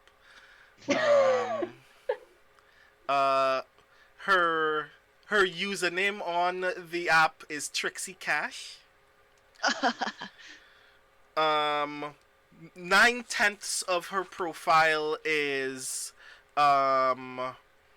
clothing hauls that are in the top 4 figures at their cheapest, or just videos of her eating at places.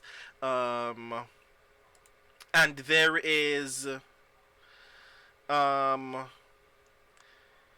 a long form video that is an hour and a half long, and several dozen 1-minute shorts of Trixie Cash drinking drinks at Monsieur and Rose's. You have no idea when Ruth, now that you're glancing back at this, you have no idea when during that entire process she ever got individual shots of each glass, or when she wrote any of the captions for any of the 1-minute shorts. But they're all there. The only time that the whole time that you saw it, looked like all she did was drink in front of these cameras. But she did a whole thing. She worked very hard when you weren't looking, it would seem. He's really offended by this. And this is partly why Nina keeps showing him social media things, because he gets so offended whenever it's things that he's seen. So he sees this and he goes, "That's not how I remember it." Yeah. He gets really mad. Also of note, she didn't seem to enjoy most of the things that you served. For whatever reason, she hated almost all of your drinks. And was very mean about it. She sucks. She doesn't know what she's talking about. Yeah. He's also a liar. That is not how it happened. Yeah, a lot of her reviews include her assuming that, like, guessing that a thing has a certain ingredient and being wrong, but still. This social linking time just devolves into Ruth speaking the most words consecutively that he has probably in about 3 weeks, just saying this person is a moron. And Nina's like, because it's great seeing Ruth mad about somebody else. Nina's excited that Ruth cannot punch this person because they are not here. It's like, this does not have to devolve into violence because there's no outlet for this violence. That's cool. That's cool. I mean, there are still outlets for the violence. It's just that they're all inanimate, and most of them belong to you. So. All right. So I need to pick an appropriate action for this social link roll. I'm gonna go with empathize. But of course, before we roll, Yes. in downtime, you may share an intimate moment with another protagonist. Describe the circumstances of your encounter and how you are vulnerable in this moment. Then ask the other protagonist, do you share this moment or set boundaries?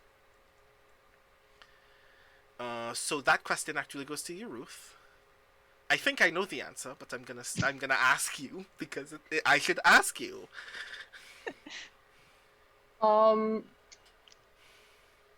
He doesn't want to stress Nina out because Nina already looked really, really stressed. And when she showed him the videos, he was like, oh, okay, this is a time for Nina to unstress. It's not a time for me to unstress. So,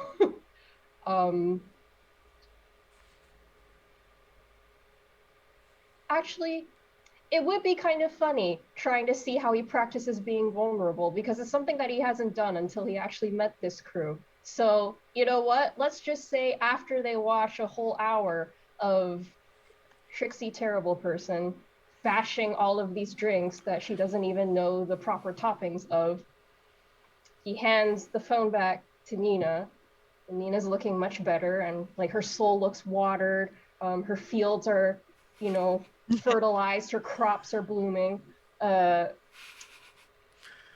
then he just kind of grates out, something happened today. Just blah. What happened? I mean, besides her.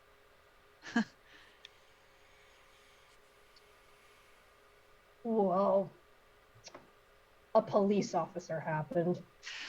Oh. I didn't hit him. Oh, that's good. That's good. Remembered. I remembered. It wasn't time. Yeah. He looks a little proud of himself. I'm really proud of you. Now he does look proud of himself.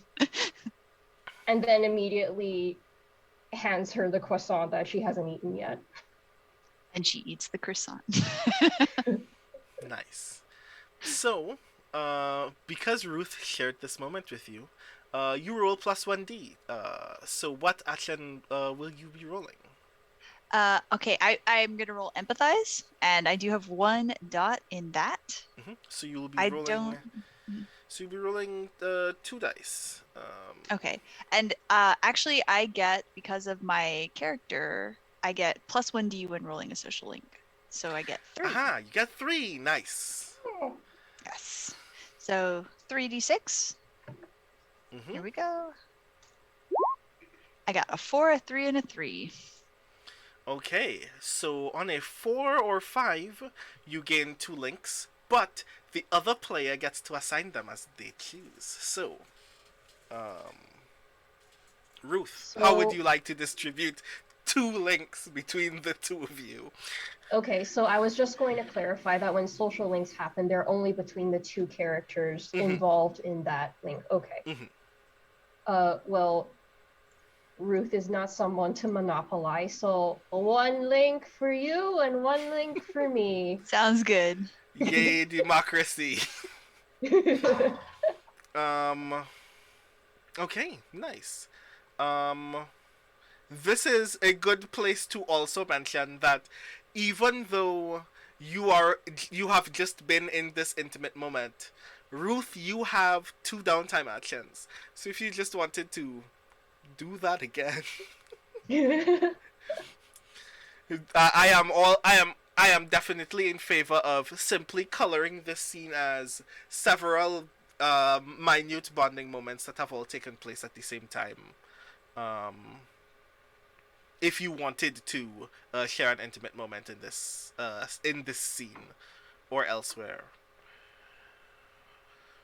I think because Nina asked for Ruth to finish Cat's drink right before she went to go see Cat, we could finagle it so that because Ruth started later, and this is much later in the day, he could basically wait until Nina was saying, all right, so I'm going to see Cat at this time, haha. And then he'll say, I finish at time that is not actually that time, but close to that time, which is silently asking to be invited along. Yes. Oh, yeah, so that we can get definitely. so that we can get all 3 characters together, and maximize on downtime actions that way. Yeah, cool. Works for me. So as it gets just a little bit later, one of the other attendants at Monsieur Andros's just kind of knocks on the glass while you all are talking and says, like, kind of mouths to you, why are you still here? At which point you remember you still have the drink to make for Cat. So you kind of rush to do that. Ruth gives that coworker the finger as he goes back to make the drink. Oh god. He's actually a nice guy. He tends to be very annoying, but he's not an unpleasant person. He gives him the finger in a friendly way. Which means that he stops staring at him partway through doing it. I see. Noted. Yep. Okay. And with that, both I think also then if Ruth is now coming to drop off the drink for Kat, then at that point will be like, oh, let me text Vic and see what they're up to and whether they want to come hang out near Kat's place of work at somewhere that is not because we can't afford it. Ruth is going to make a drink for Vic if Vic says yes. And Ruth is going to pay for it, and Vic cannot do anything about it. Okay. Yeah, let's see if we can get people together. Cool. So, does that mean that you're all going to arrange to meet at Somnio or elsewhere? Okay. I think either in front of or behind Somnio, depending. We could say like loading dock or not actually. There's like a couple different 24-hour restaurants in the area. Like there's definitely a very rundown and looking taqueria. There's a ramen place. There are options for people who are, coming out late and drunk. Mm-hmm. Okay. Okay, so we also need to qualify, of course. Because you live in Cloud Harbor. When you mean there are 24-hour restaurants, do you mean fast food? Or do you mean things that masquerade as fast food, but actually their entrees cost $60 upwards?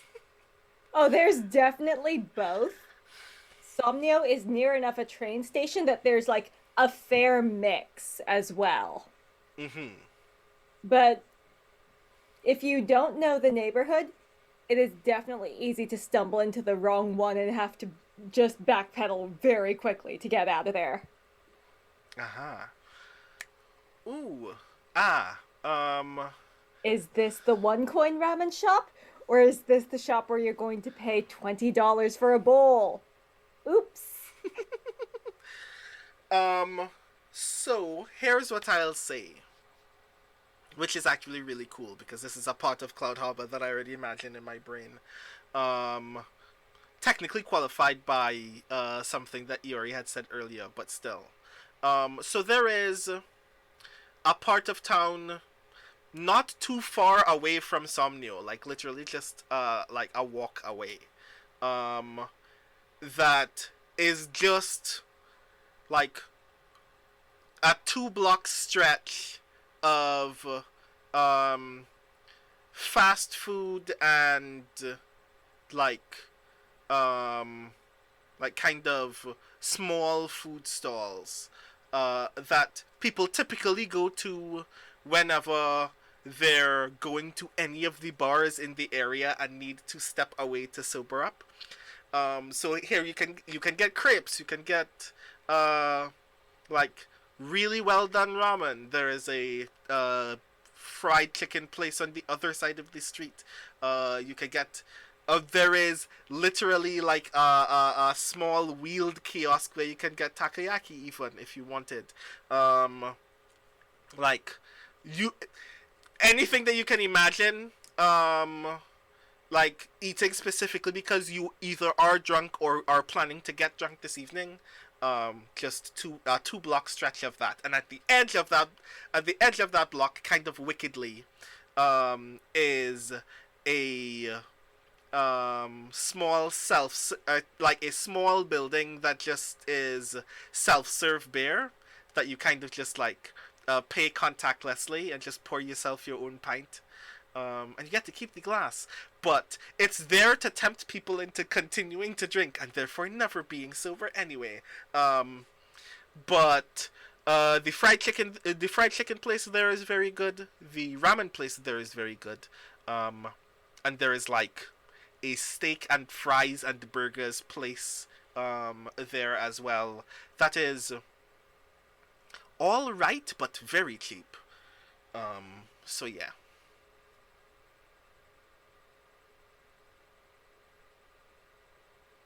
So where are you headed? So Ruth tells Nina, because he doesn't know the area outside Somnio very well.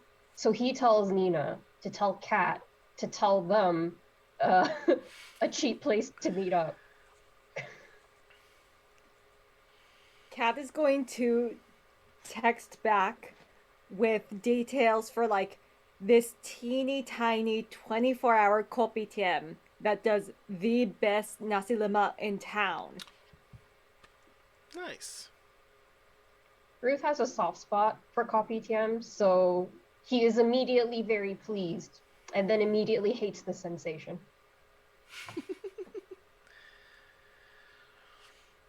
Okay, so I take it you're all headed there then. Cool. It when we mean small, we do mean small. It's not like it is impossible to find space inside, but it kind of only has enough seating area for the 4 of you and maybe one other person. But like it's designed more open air in that like you're essentially just kind of sitting at the edge of the street anyway. So y'all could just hang out there or find somewhere else on this already very well lit street where you can just find like another bench, etc. to sit on instead. So you meet up here. Ruth and Nina arrive there just around the same time as Kat does, and then Vic arrives. Ruth hands them their drinks. He doesn't say hi. He also gives them a baked good or a mochi good. You see Ruth just offload like 3 bags and some plastic drink containers to you all.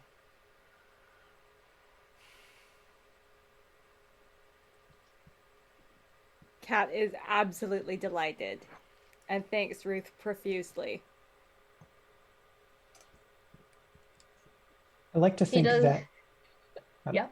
Go ahead. You can go first. I was just going to comment. I was going to say, I'd like to think that Ruth, no matter which way Vic approaches from, surprises Vic with their drink. Like, Just like the off-screen arm coming in, like, here's your drink. You came here last. You can see everyone, and then the drink just kind of appears, and you're like, what? But the drink is still perfectly fresh. So are the pastries and the mochi. You all sit and just kind of chill out for a bit. At this moment, any of you can choose if you want to perform a downtime action.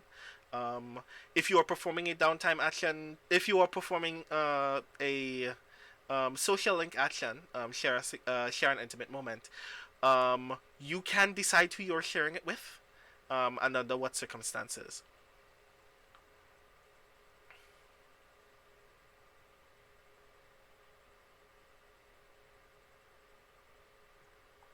So in my mind, we're all on the same bench. Like, we're all sitting on the same bench having drinks. Ruth, in classic Ruth fashion, is not on the bench with everyone else. He's standing off to the side of the bench, but not in a I'm deliberately withholding myself from the group because I can't stand them kind of way. But I am guarding the rest of these people to make sure they have a good time kind of way. So you know how roosters are when they're just like by their hens and their hens are doing their thing and the rooster's just there doing so he's kind of like that right now, but with these three people on a bench.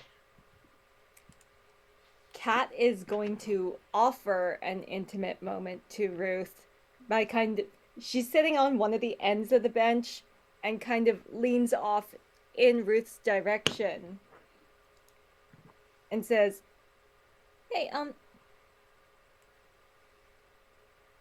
if you have time in the next few nights, we had to trespass someone today, and it would make the girls feel safer if maybe you had a little time to just, swing by?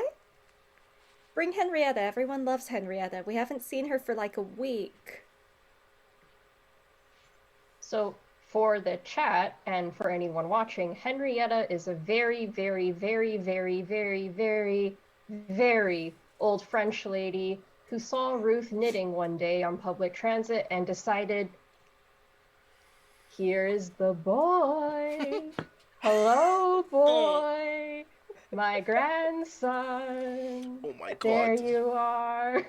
Oh my god, you almost killed me. I was drinking. Oh my lord. I'm sorry. But, yes, so this extremely old French lady saw this surly, scarred, knitting, gray-haired young man and was like, yes, that one. I'm adopting him.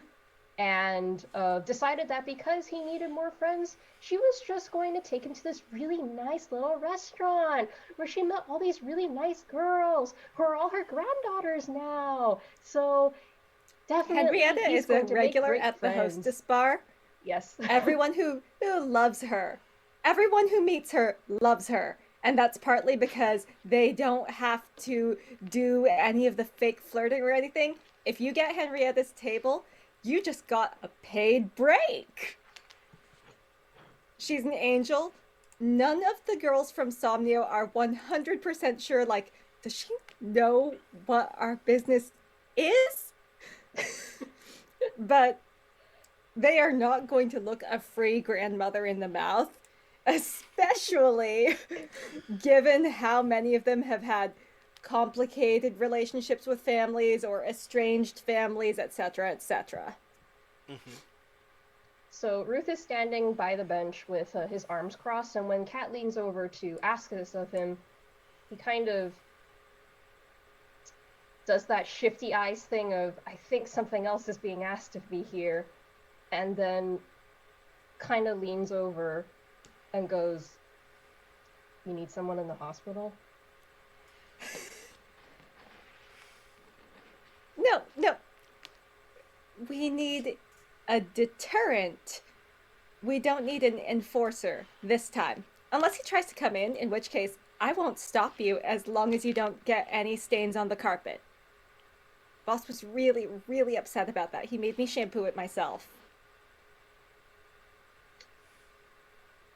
Ruth says, hold on a moment, goes around the bench to Nina, leans in, and says, right in front of Kat, Kat thinks I might have to beat up somebody. Could you join me? I don't want you to beat someone up. I would really like to avoid that. I just want you to look like you can beat someone up so that people don't do anything to provoke a beating up. What do you think? Okay, so Nina knows the circumstances, and so Nina will say, I think that you should help Kat because it will make other people feel better and safer. Nina has heard about the book. She's probably seen like a couple photos of specific pages because a couple of those guys were Nina's awful co-workers. And Kat was just like, hey, this guy so much as talks to you in the lunchroom, just go straight to HR. So with that, Ruth goes back around the bench to Kat and says, cool. And Kat says, thank you. And she's using her real voice, not her sultry work voice. So they can tell she's being sincere. Ruth likes the real voice better because when he first met Kat, it was at Somnio because Henrietta dragged him there. So the entire time he was just sitting there kind of like a cornered fox, just going, what is going on? What is happening? I'm gonna ask Ruth a question one of these sessions, but not today. I'm just gonna note that I have to ask that question. So I will say that scene counts as sharing an intimate moment for Ruth. Well, between Ruth and Kat, but instigated by Ruth. Okay. Wait, it wasn't instigated by me? I thought I had finally figured out a decently in-character way to use confess. No, right, yes, you are correct. That was you. I forgot how that scene started. Right, yes. Full disclosure, chat, I have spent the last 2 hours kind of worrying about, oh no, why did I pick the time traveler and then design a character for whom confess is just fundamentally opposed to how they live their life? I mean, I think that's going to be fun. Trust me, I'm going to find ways in which that's going to be actually very engaging. But, Ruth, again, do you share this moment or do you set boundaries? I'm gonna say that you did share that moment, I think. It's a little late for that, yes. Yeah, because he did accept the job. He is totally seeing this as a job. Sorry, Kat. This is probably going to cause some problems if the nasty man appears. But yes, he's like, cool, a job. Nice. Cool. So you get to roll your action plus 1d. What action will you be rolling? Confess. Okay. So that's so here is our 2d6. 2d6. That's an 8. So a 3 and a 5. So your 5 means 2 links, but Ruth gets to determine how they're assigned. Again, doesn't believe in monopolizing anything. So 1 for Ruth, 1 for Kat. Yay! Okay. Yay! Right. So that means Kat and Nina both have 1 downtime action each, and Ruth and Vic still have their 2 downtime actions. And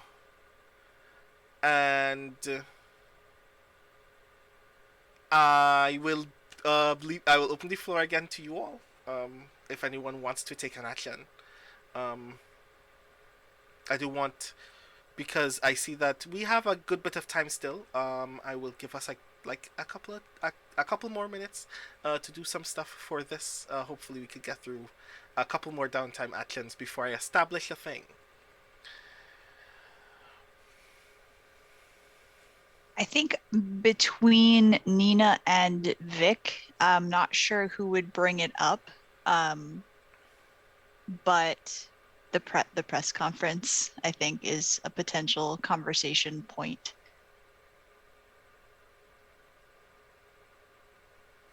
Are you Did going to see the- actively bring it up? Yeah. There you go. Did any of you see the thing about the eye? When was that? I think I slept through it. Was that what's his face from Dreamshine? They It's, made us go to the lunchroom to watch it. I got my my throat ripped out of my asshole by the vice principal for clicking away from it before the Q&A section.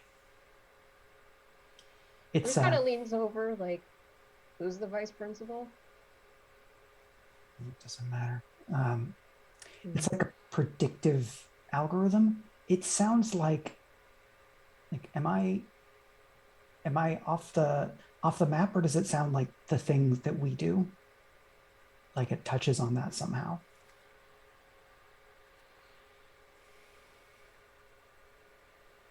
Dream stuff?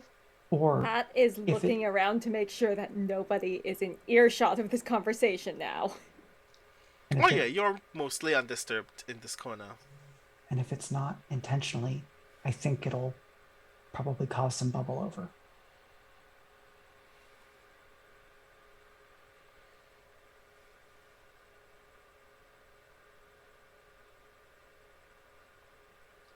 I remember Euphony talking about a lead they hadn't gotten to follow about some tech company doing something that might cross our path.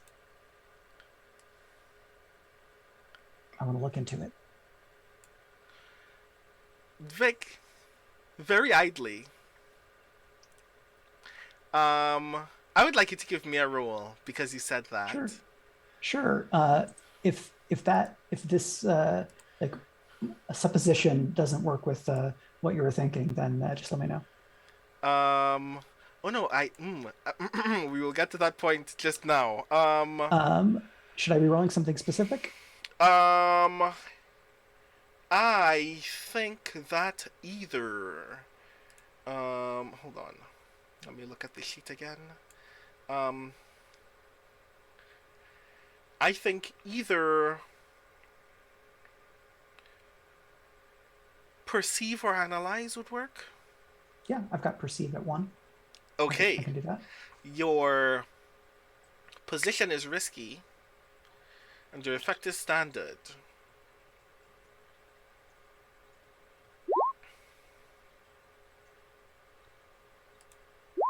That's a 6.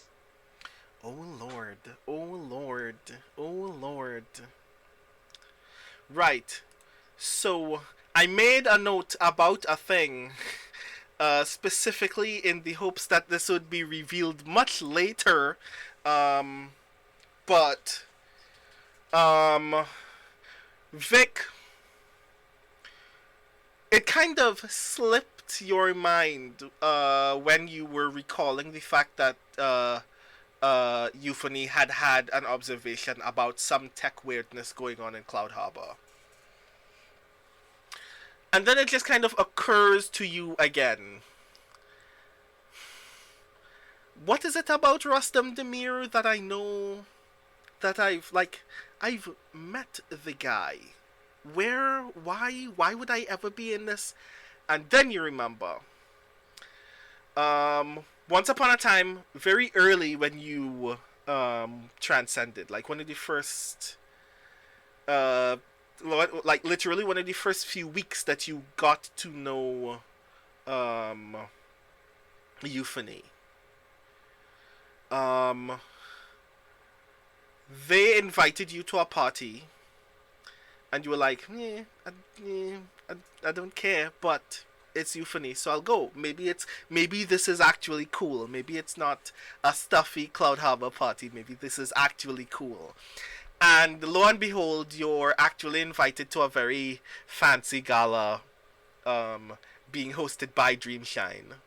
Um, and that's when Euphony reveals to you that they just wanted company while they came to this party. Because they wanted somebody that they could hang out with. Their words verbatim, they wanted somebody that they could hang out with if this date went poorly. And that's when you realize, and you're the only person who knows because Euphony told you not to share it, that Euphony has dated Rüstem Demir. And you didn't know why, and they weren't together very long. But that happened. And you've been to at least 2 parties with both of them, precisely because Euphony asked you to be around because they wanted somebody that didn't get all of this other stuff. And you very eagerly used to kind of rag on them because why are you in, this is not your kind of thing, this is not my kind of thing, why are you here? But you got the impression that they kind of appreciated that you could be that honest with them, and that's why they invited you. But when you note that Euphony had some kinds of weird tech feelings about the stuff that's happening in Cloud Harbor, it just dawned on you, hey, was that undercover work then? But you don't know. That's why. I think we should look into this guy more. It's dangerous. But I've actually been to a couple parties that his company hosted. Euphony wanted me to come along as basically a social backup if their evening went poorly. Don't know if it gets me in the door to see the guy, but it makes me feel like this hunch is worth following. And, I used to, when it's something I did with them, and it's probably not good to do it alone.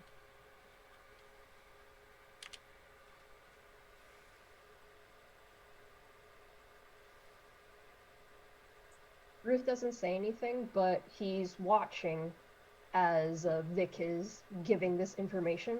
And when Vic says the thing about the parties and that being possibly a way in, because he's been established as somebody who was in Euphony's circle, and Euphony, I don't think the party knows because that wasn't what something Vic said, was in with Rüstem.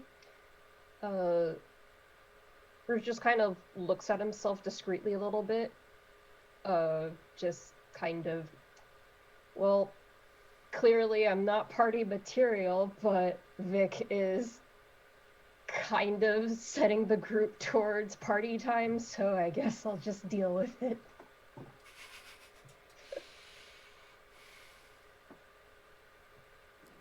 Kat looks up at Ruth and says, "No, you're absolutely party material. The ribbons are so festive." Kind of tucks his chin in a little bit. Doesn't say anything, but he does seem quite pleased.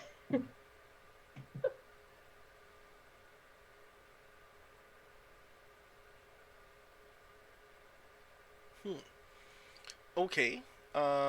Nina's just kind of worried about running into work people at a party with these folks, that's all.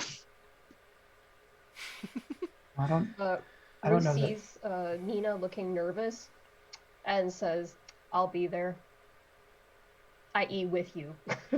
But he doesn't say that. I wasn't necessarily thinking a party, but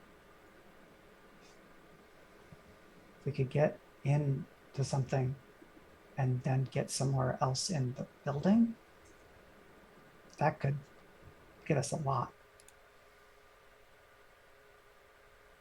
I mean, my key card only gets me to my floor and the public floors, but it's something. Give me an Well, analyze. it'll be... Ooh, sorry. Very quickly, Well? Nina, give me an analyze roll. Okay, Nina has no analyzed dots, so Tough times. Yeah, risky limited. In fact, no, desperate limited. Mark XP. okay, so analyze. You said desperate limited.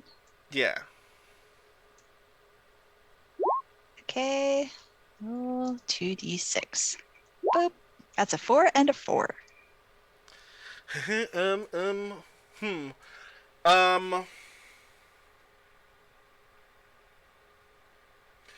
You do think that it is, in fact, theoretically possible. Some Mission Impossible shit might be required, but it's not. It's not like it. It's not like it should be totally unlikely for you to be able to break into the higher floors of the building.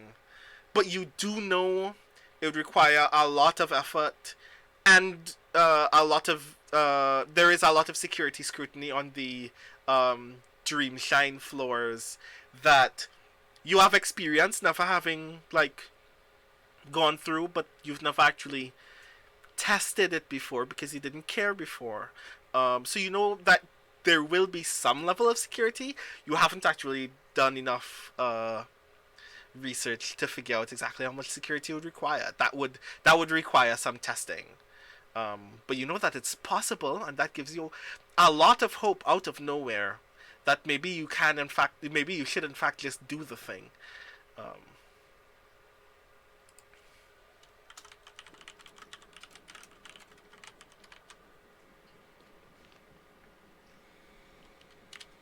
And Okay. Kat says, well, I can do everyone's makeup. You know, there's got to be some upside to being professional arm candy, right? I think we can just think, I'm trained for this. We've done it. We've found the mission that fits my skill set. Good job, everyone. Thank you, Vic. Just make sure they don't make fun of me again like last time that happened with the person that was not you that did the thing. We will have this under control. Okay. So two things happened in that moment, and I want to kind of make sure that I saw both of those things or just one. There is room for sharing an intimate moment in that scene, but that also sounds like beginning a long-term project. So I had a question about projects based on basically scale of the series. I want to do a project this season, but I want to scale it so that it's reasonable to accomplish this season. And so that begs the question of what scale of project is reasonable for this season? My range of intended projects goes from unionize my school to shut down the Cloud Harbor docks in a strike to basically force the city into legislative action.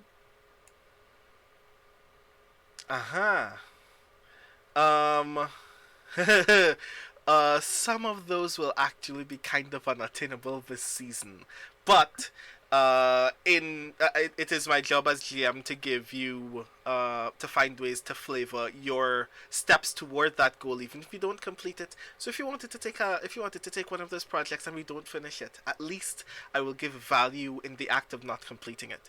Yeah, like, so I guess I'll pull back to does going to, like, will we need to complete a project to get to a party? Like, to get this group to a party? Oh yeah, that's definitely a long-term project.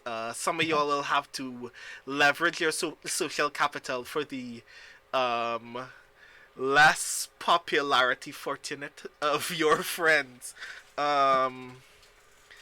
Which sucks, but this city sucks, so I'm sorry. I feel like this is an oblique way of saying that my character has hot girl privilege. You kinda do.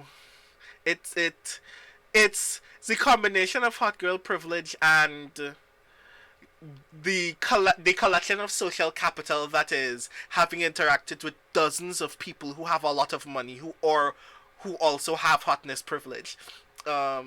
You kind of just get invited to parties on a regular basis. You kind of have a separate garbage bin just for tickets to events that you cannot attend. So yeah.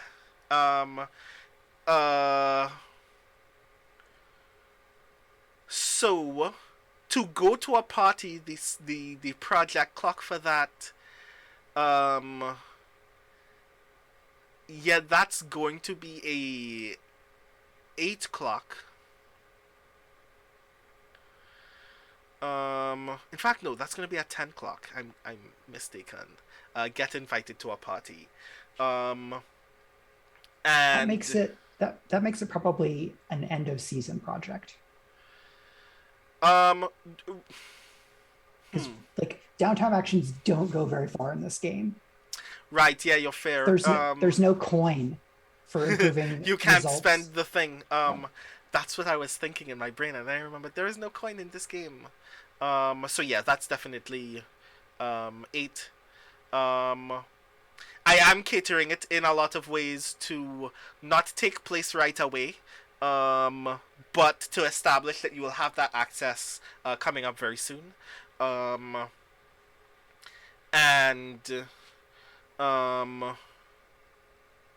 The most appropriate action for that would be the Fire Express. But I will say that anyone can decide that they want to chip in on this particular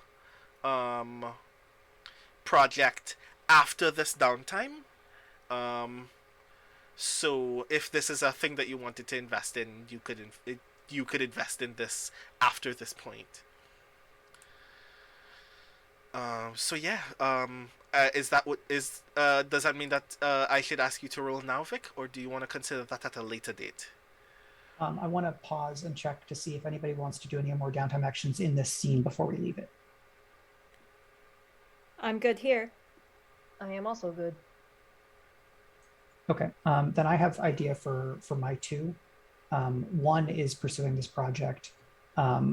The other is I would pitch to Iori as like when the group kind of disperses for this for the evening. Vic like basically asks to talk with Kat, and I would do the social link move, if that's good. Sounds good. Okay. Yeah, that works for me.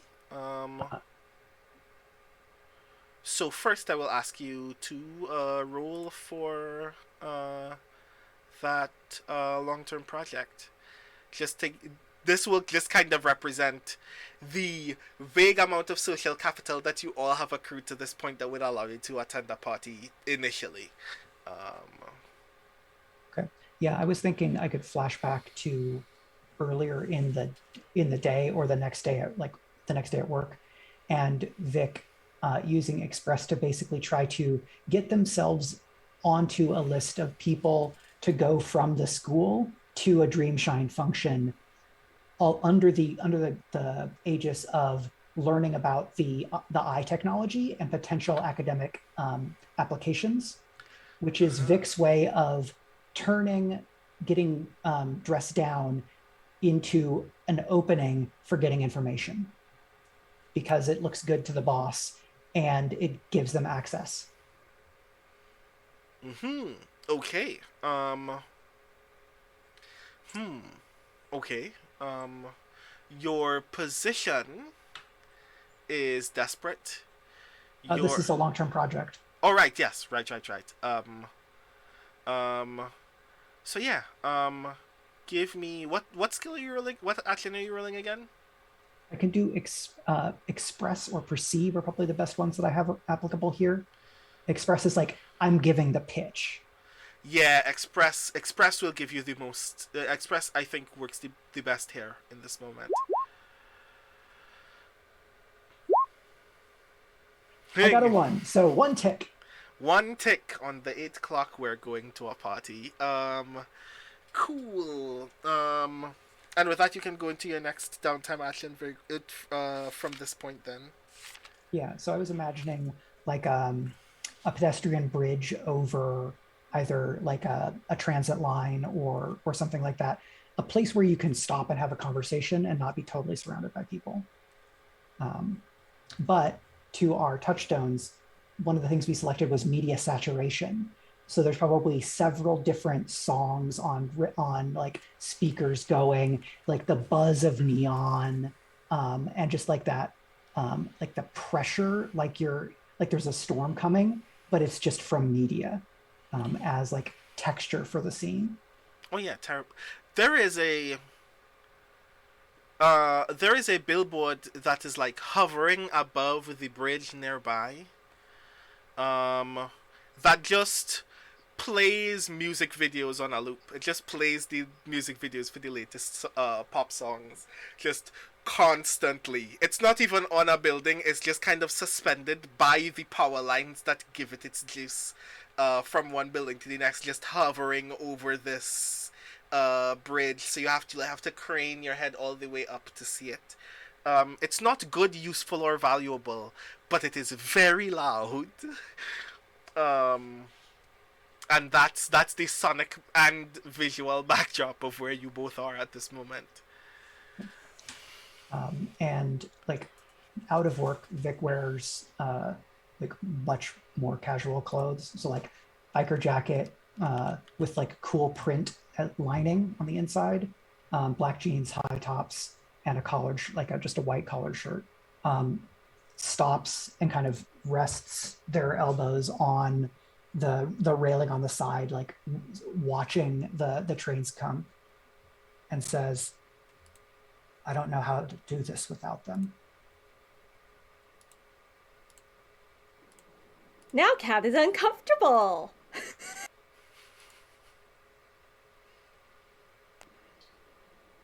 Oh dear. The dream stuff. The fight. I don't think they ever predicted a scenario in which they wouldn't be running this, directing us. I would just like to ask you all very briefly, because I had a thing happen, to just kind of briefly repeat the last things that just took place, so we can make sure that we caught that for everyone, because my internet didn't like me for five seconds just now. Kat speculated to Vic that Euphony did not predict a time would come when they were not leading the team. And therefore, none of us are actually very well prepared to step into a leadership role. Vic's probably the best prepared out of the whole bunch, got a little extra mentorship, but that means very little in this situation.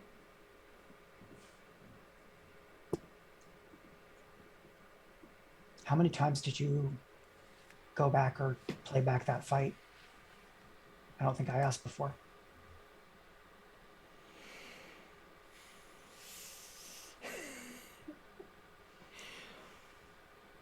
We are so far into the territory of things Kat has been avoiding talking about.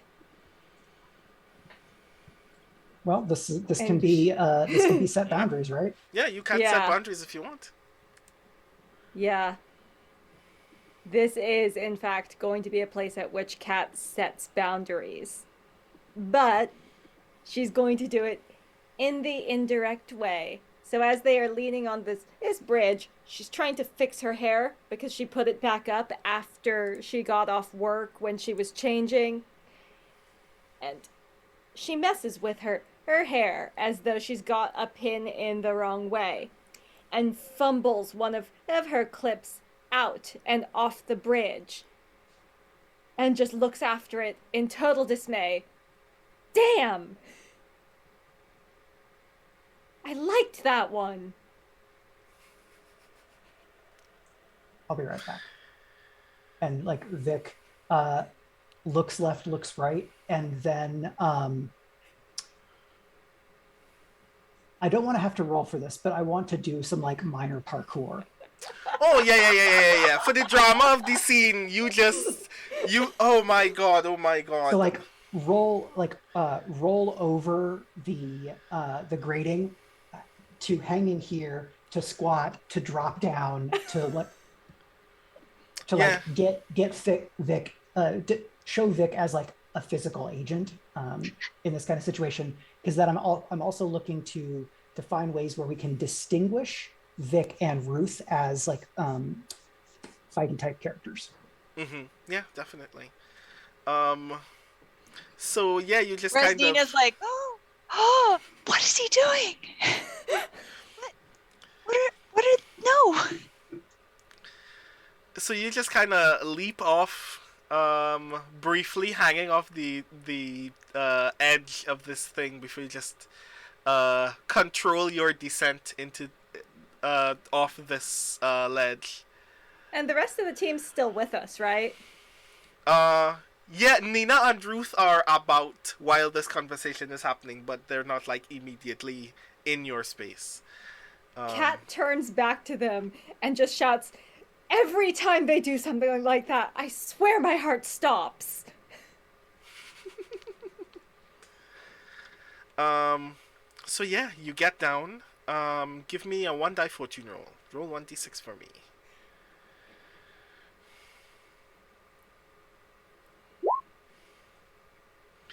That's a 5. Yeah, you see it. It is quite a ways away, but you do see it. Yeah, I think maybe the way that I do this here is I intentionally take I roll on a lower attribute to do flow, and it's about how Vic feels about getting the pen back and or like being able to allay fears doing so, because I don't know that defy, express, or perceive necessarily do a lot here in getting across this moment.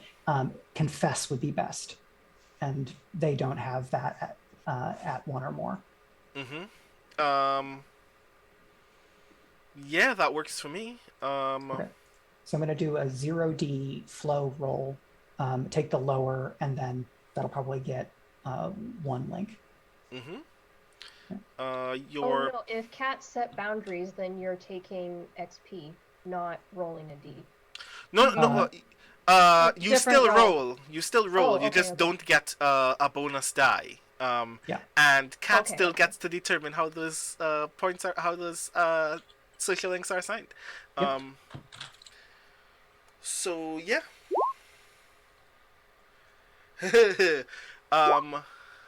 I got a no. That's I need to roll another one because I'm using a thing I'm bad at. So it's a 3. Oh Lord. So 3 is let me check that again.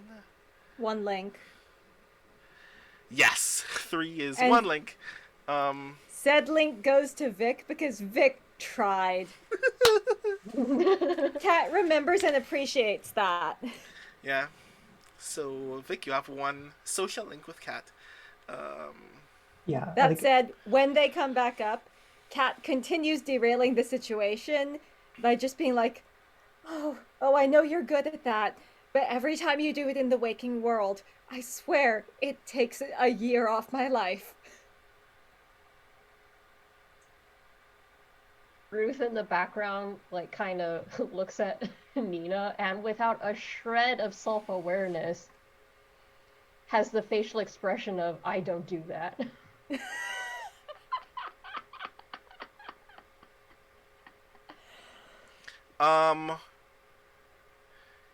Kat, I would like you to give me a 2 die fortune roll.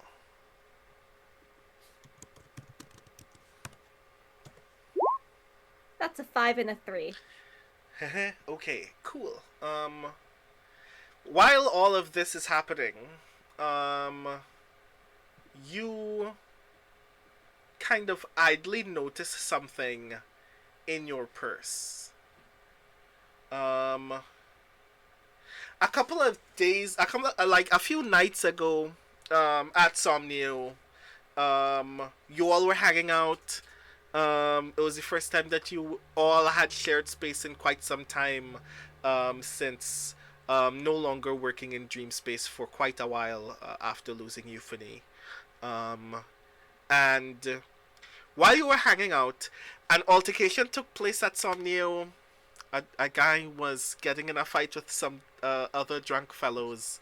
Um, you very neatly handled that before it could have become more hostile. But in the ensuing mess, you noticed that one of the patrons at Somnio had left a card behind. Um, do you remember what is on the card when you picked it up? Yes, it was that weird, funky eye thing. Yeah. It was similar to an Eye of Horus with a long bottom tail instead of a side tail. Mm-hmm. And I think it was embossed in, I want to say, gold or bronze on a dark colored card. Mm-hmm. You notice that card. Like it's been in your purse for a while. Just because you put it there and never took it back out because you weren't because you didn't think about it again.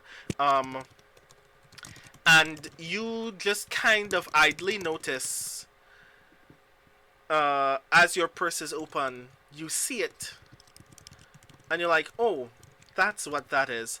And then it briefly changes color in your purse, and you're like, that's kind of weird. That's not supposed to happen. But it doesn't. Like you focus on it for a bit, and it just seems like the same card that you picked up when you picked it up. Do you inspect it? Yes, absolutely. I am going to inspect that. Okay. I would like you to give me a Defy or Express roll. Which of those do I have dots in? Do I have dots in any of this? I don't have dots in either of those. Okay. So it doesn't matter. Your position is desperate and your effect is limited. Yes. So I will roll 2d6 and take the lower, right? Mm-hmm. That's gonna be a 2. Okay. You take it out of the purse. It seems fine. It seems like you were probably it was probably a trick of the light.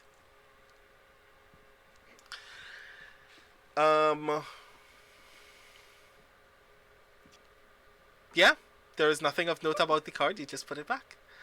With that being said, if I'm not mistaken at this point, the only people who still have downtime actions are Nina has one, Kat has one, and Ruth still has both? Yes. Right. Nina gets 3 downtime actions. Alright, you have another one. Oh lord. This is going to be fun. That is a special feature of the Unlikely Hero playbook for those of you who are looking to try this out yourselves. Yes, I forget that you get to do so much. So, okay. So, I want to get to one more downtime action before I establish some things because it's getting quite late. So, Ruth, would you like to do a thing? I think this would definitely be as so Mike mentioned the conversation with Kat happens as the group is starting to walk and split their own ways. This would definitely be after the group has supposedly split their own ways, and then Vic, to continue the running gag of not realizing that Ruth came from this direction, just hears a ding ding of a bicycle bell, and then, oh, that's Ruth on a bicycle with his basket of white funeral flowers, just following me. It would be creepy if it was in a car, but It's a short, angry-looking person with flowers on a bicycle. Yeah, I think Vic just like looks back, steps aside a little bit, and then keeps walking, but will try to keep pace if Ruth is like gonna pass them.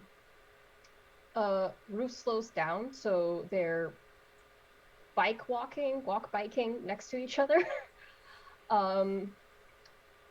And so, as the outsider, one of my mechanics is that I have a rival in the party, and I always have exactly one rival in the party. For this season, my rival is Vic. I mean, Vic. Mixed up my W's and V's there. So, his personality doesn't change very much when he's just talking to Vic. But it changes just a little bit. Like, just a bit towards not grandstanding, but, you know, putting on that front. And how this comes across is he's biking alongside Vic and then says, "So you hate police."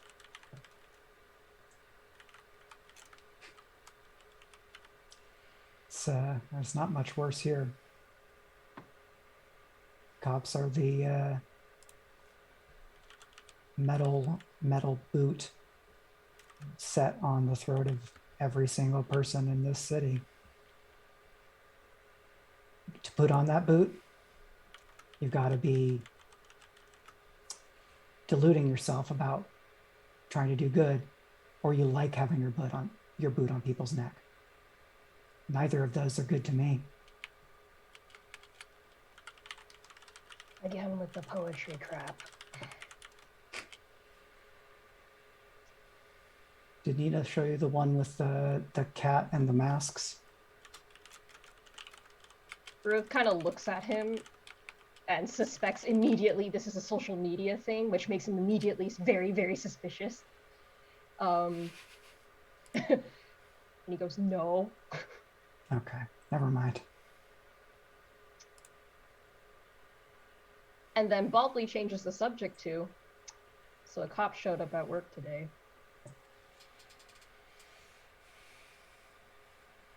Somebody in specific, or just throwing their weight around? Well, it was a specific one cop that I don't recognize, but he took my bosses away and then said I should look out for them, even though I told him I'm an employee. Did you get their badge maybe number? What you said about boots is right. I can't read. What? Did you get their badge number? Did Ruth get the badge number?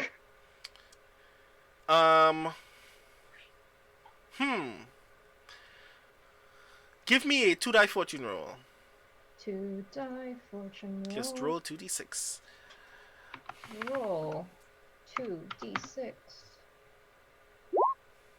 That's a 4 and a 1. Right, because 1 is a 1, I will tell you. He wasn't wearing any of his uniform insignia. He was clearly in uniform. No badge number, no badge, no uniform camera. Which only dawns on you now that Vic has asked. Bruce's face goes dead flat in the way that Vic has only seen once or twice before. And the first time Vic saw that, it was in a dream when they first met each other, right before Ruth tried to put a knife through their eye. And Ruth says, "He wasn't wearing anything." Have you heard from them since? Not the cop bosses. No.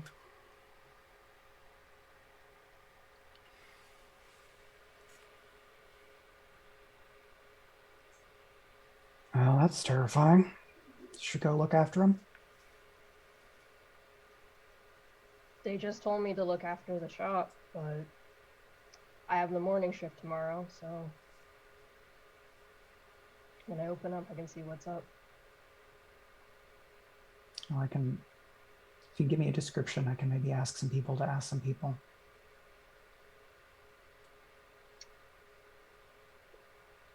Ruth nods slowly in the way of someone who's not too keen on accepting this help, but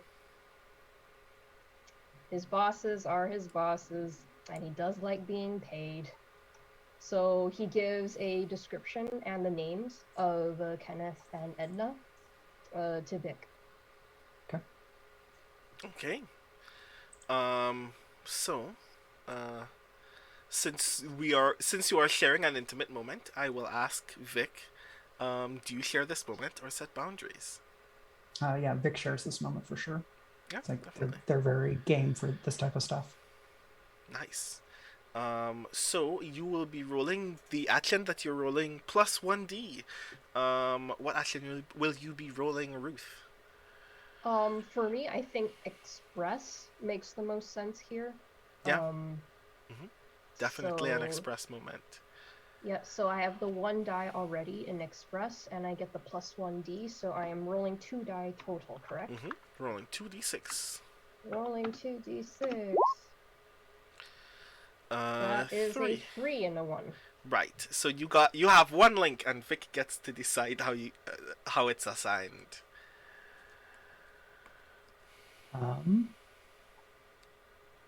Are you gonna keep the link, or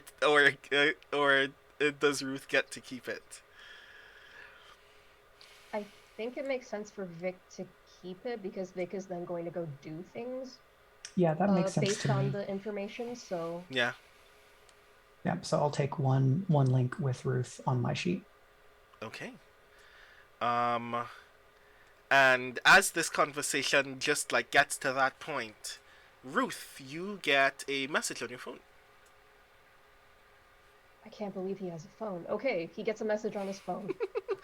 It's like a busted up flip phone. Nokia. It's like ages old.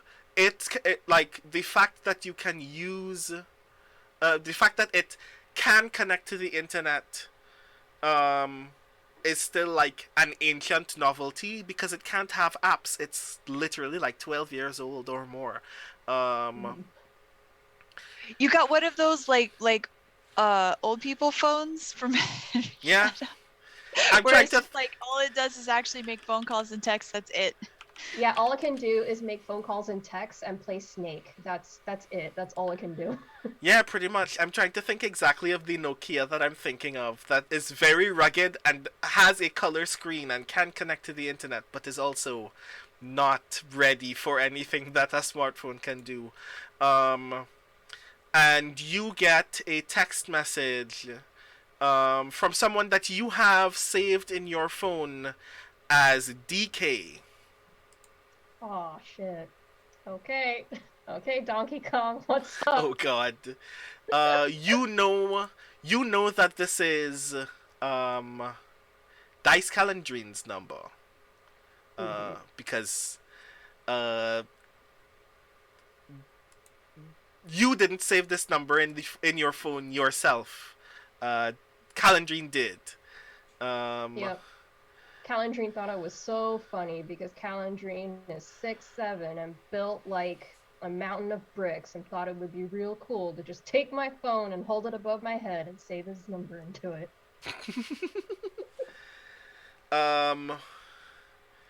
So the message reads, hey, you coming to fight tonight?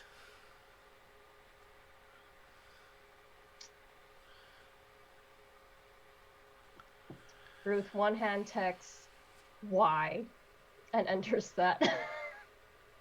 Because Nina told him the cool kids abbreviate, so why? Here you go. Cool. So I take it that's you confirming? Yes, that's Ruth confirming, but if Dice asks, why do you want to know? He texts back, it means yes, you dumbass. I think that's exactly what happens. I think that's the kind of silly person that Dice is. And we pan out from that text message to Dice Calandrine looking away from their phone as they put it away, They are outside of what looks like an abandoned warehouse in the southwest of Cloud Harbor. Uh, Inside is a caged ring that looks like somebody built it themselves. It looks like the fence is brand new. There are lights inside that are brand new and very bright. But outside of the warehouse, Dice is standing over the beaten, bruised body of a 40-ish year old man, still in his what looks like his work attire, who is like mumbling an apology for something to Dice.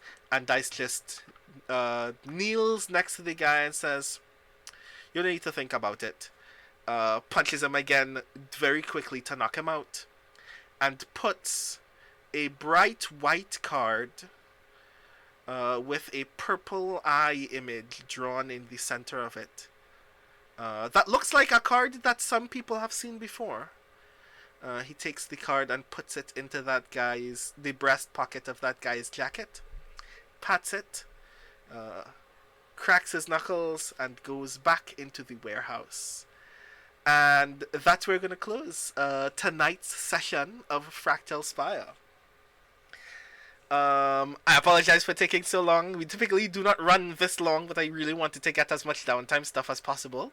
How do you all feel about your first obligations in Cloud Harbor? I hate capitalism. Yeah, that's Knowing basically how it. obligations work and then actually playing through it was very different. Yeah, oh my god. I hate every character that I've made so far that you just interacted with. Some of these people are scummy and I hate it. But we are attempting to be as honest as possible about hyper-capitalism in this city. Thank you for being gracious with me. Because a lot of bad things are gonna happen. I'm very sorry. This is the first layer of Lane, everybody. This is the least weird layer. It's only gonna get stranger from here. Yeah. This is Persona 5. If you knew how crooked all of the adults that you meet were before you entered their palaces. Ugh, I'm so sorry. So until next session, where we get to do everyone else's downtime, but also hopefully get into some actual trouble. I would like to ask you all very much to tell all the lovely people in chat who you are, what you do, and where they can find you. Starting with Mike. Hey everybody, Michael R. Underwood. I go by Mike, co-host Speculate with Greg and Brandon. If you would like to support Speculate as we do this new show and help us pay our wonderful audio editor, Rudy Basso, and do other cool things, you should go to patreon.com/speculate and you can support us there. We have a bunch of bonus episodes for supporters, lots of very cool stuff, and are planning on putting kind of extra bonus material about Fractal Spire onto the Patreon as this game continues. So that's your source for more Fractal Spire info. I write science fiction and fantasy books. My latest novel is Annihilation Aria, a found family space opera adventure. It is fun. It also hates oppression. And in this one, the characters get to punch, kick, and blast fascists with lasers, which sounds pretty good right now. Find me on Twitter at Mike R. Underwood. That's it. Thank you. Next, Iori. Kusano Iori, they them pronouns, Clarion West class of 2017. Find me at kusanoiori.com. On Twitter at Iori Kusano. That is spelled I-O-R-I. Don't be fooled by sans serif fonts. There are no L's in my name. That's why I made sure to find a serif font so we could specify that's an I over there. And I'm so grateful for it. You are very welcome. Next, Jeoi. Jeoi Gawain Lin, pronouns he, they, game and fiction writer. You can find me on Twitter at This Is My Design. Design is spelled capital D-A-S-E-I-N. It is a philosophy pun and a Hannibal joke, which I insist will always be timeless. And last, Valerie. I'm Valerie Valdes. I write things. I stream on Twitch as the kids are asleep. My books are paired well with my books. They are good books together. They should be together on your shelf because alphabetical order. And also, you can find me on Twitter at Valerie Valdes. And that's with an S for people that are listening and not watching. Nice. Thank you. And as for me, again, I am Brandon O'Brien. Pronouns he, him, or they, them. I am one of the co-hosts of Speculate alongside Mike and Greg. So please, a reminder again to you all that you can support the work that Speculate does by supporting us on Patreon, patreon.com/speculate. Your support of the Patreon allows us to do cool things. It allows us to improve the quality of our audio and pay our wonderful editor, but with more money we would love to do even more fancier, cooler things with our visual overlay as well. As you can see, for those who are watching, Michael R. Underwood actually designed this overlay free of charge, and I'm very impressed and also very jealous because I don't have this visual skill and I also use Affinity Designer. So we would like to get to the point where the quality of our overlays, the quality of our intros, and so much more can be improved, and you can help us do that by supporting the Patreon. You can also find me, Brandon O'Brien, on Twitter at The Rising Tides. You can find my debut poetry collection, Can You Sign My Tentacle, on Amazon, if you are into that kind of thing. It's published by Interstellar Flight Press. And a reminder to everyone who is discovering Girl by Moonlight for the very first time that Girl by Moonlight is upcoming from Evil Hat.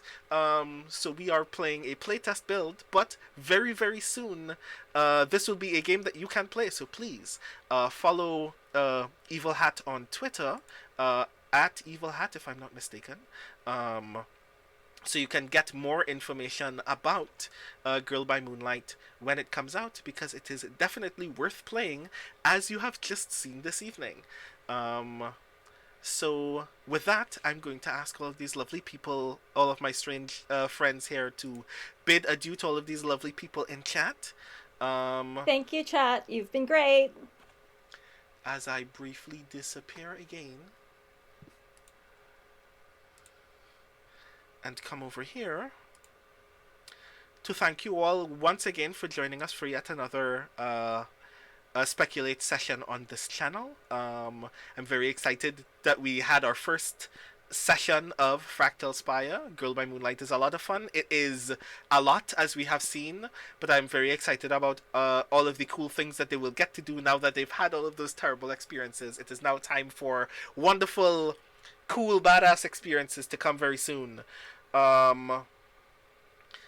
So thank you so very much for joining us this evening. We will give you more information about when our next session is coming up very, very soon.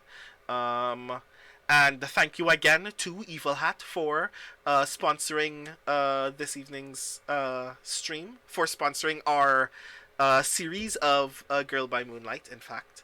I'm very grateful that we got the opportunity to reach out to Evil Hat, and they were gracious enough to help us do just a little bit to make this stream so much better for you all. And I'm very excited about some of the things that will materialize as a result.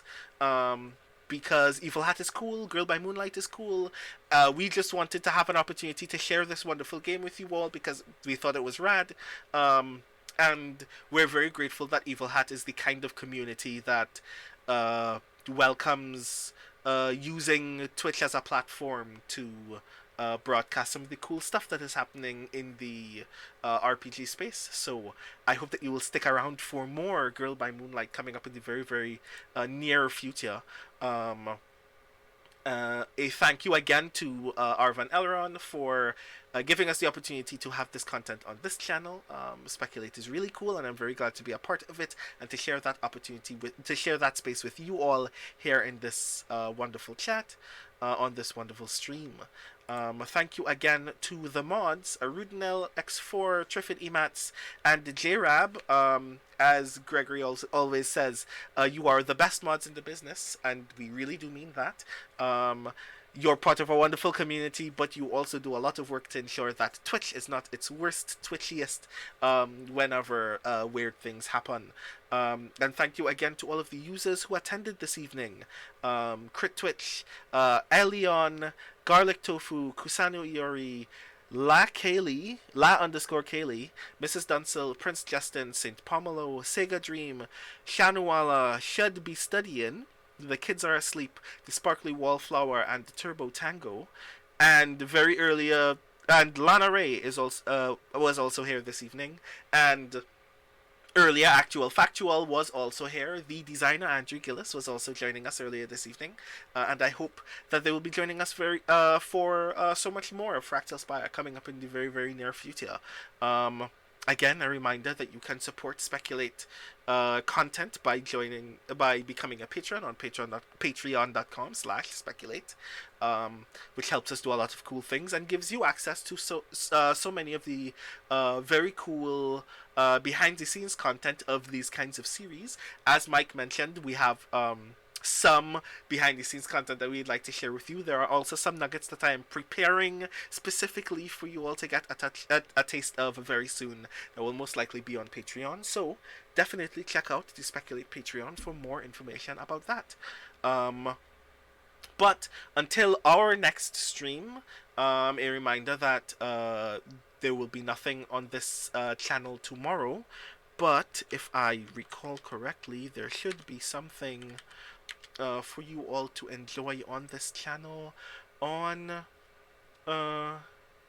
wait, no, haha, I am mistaken. There is actually something happening tomorrow. Bag of Giving is actually happening tomorrow. Bag of Giving is playing Masks with Dongwon Song as GM to benefit the National Alliance on Mental Illness, and that's going to be very, very cool.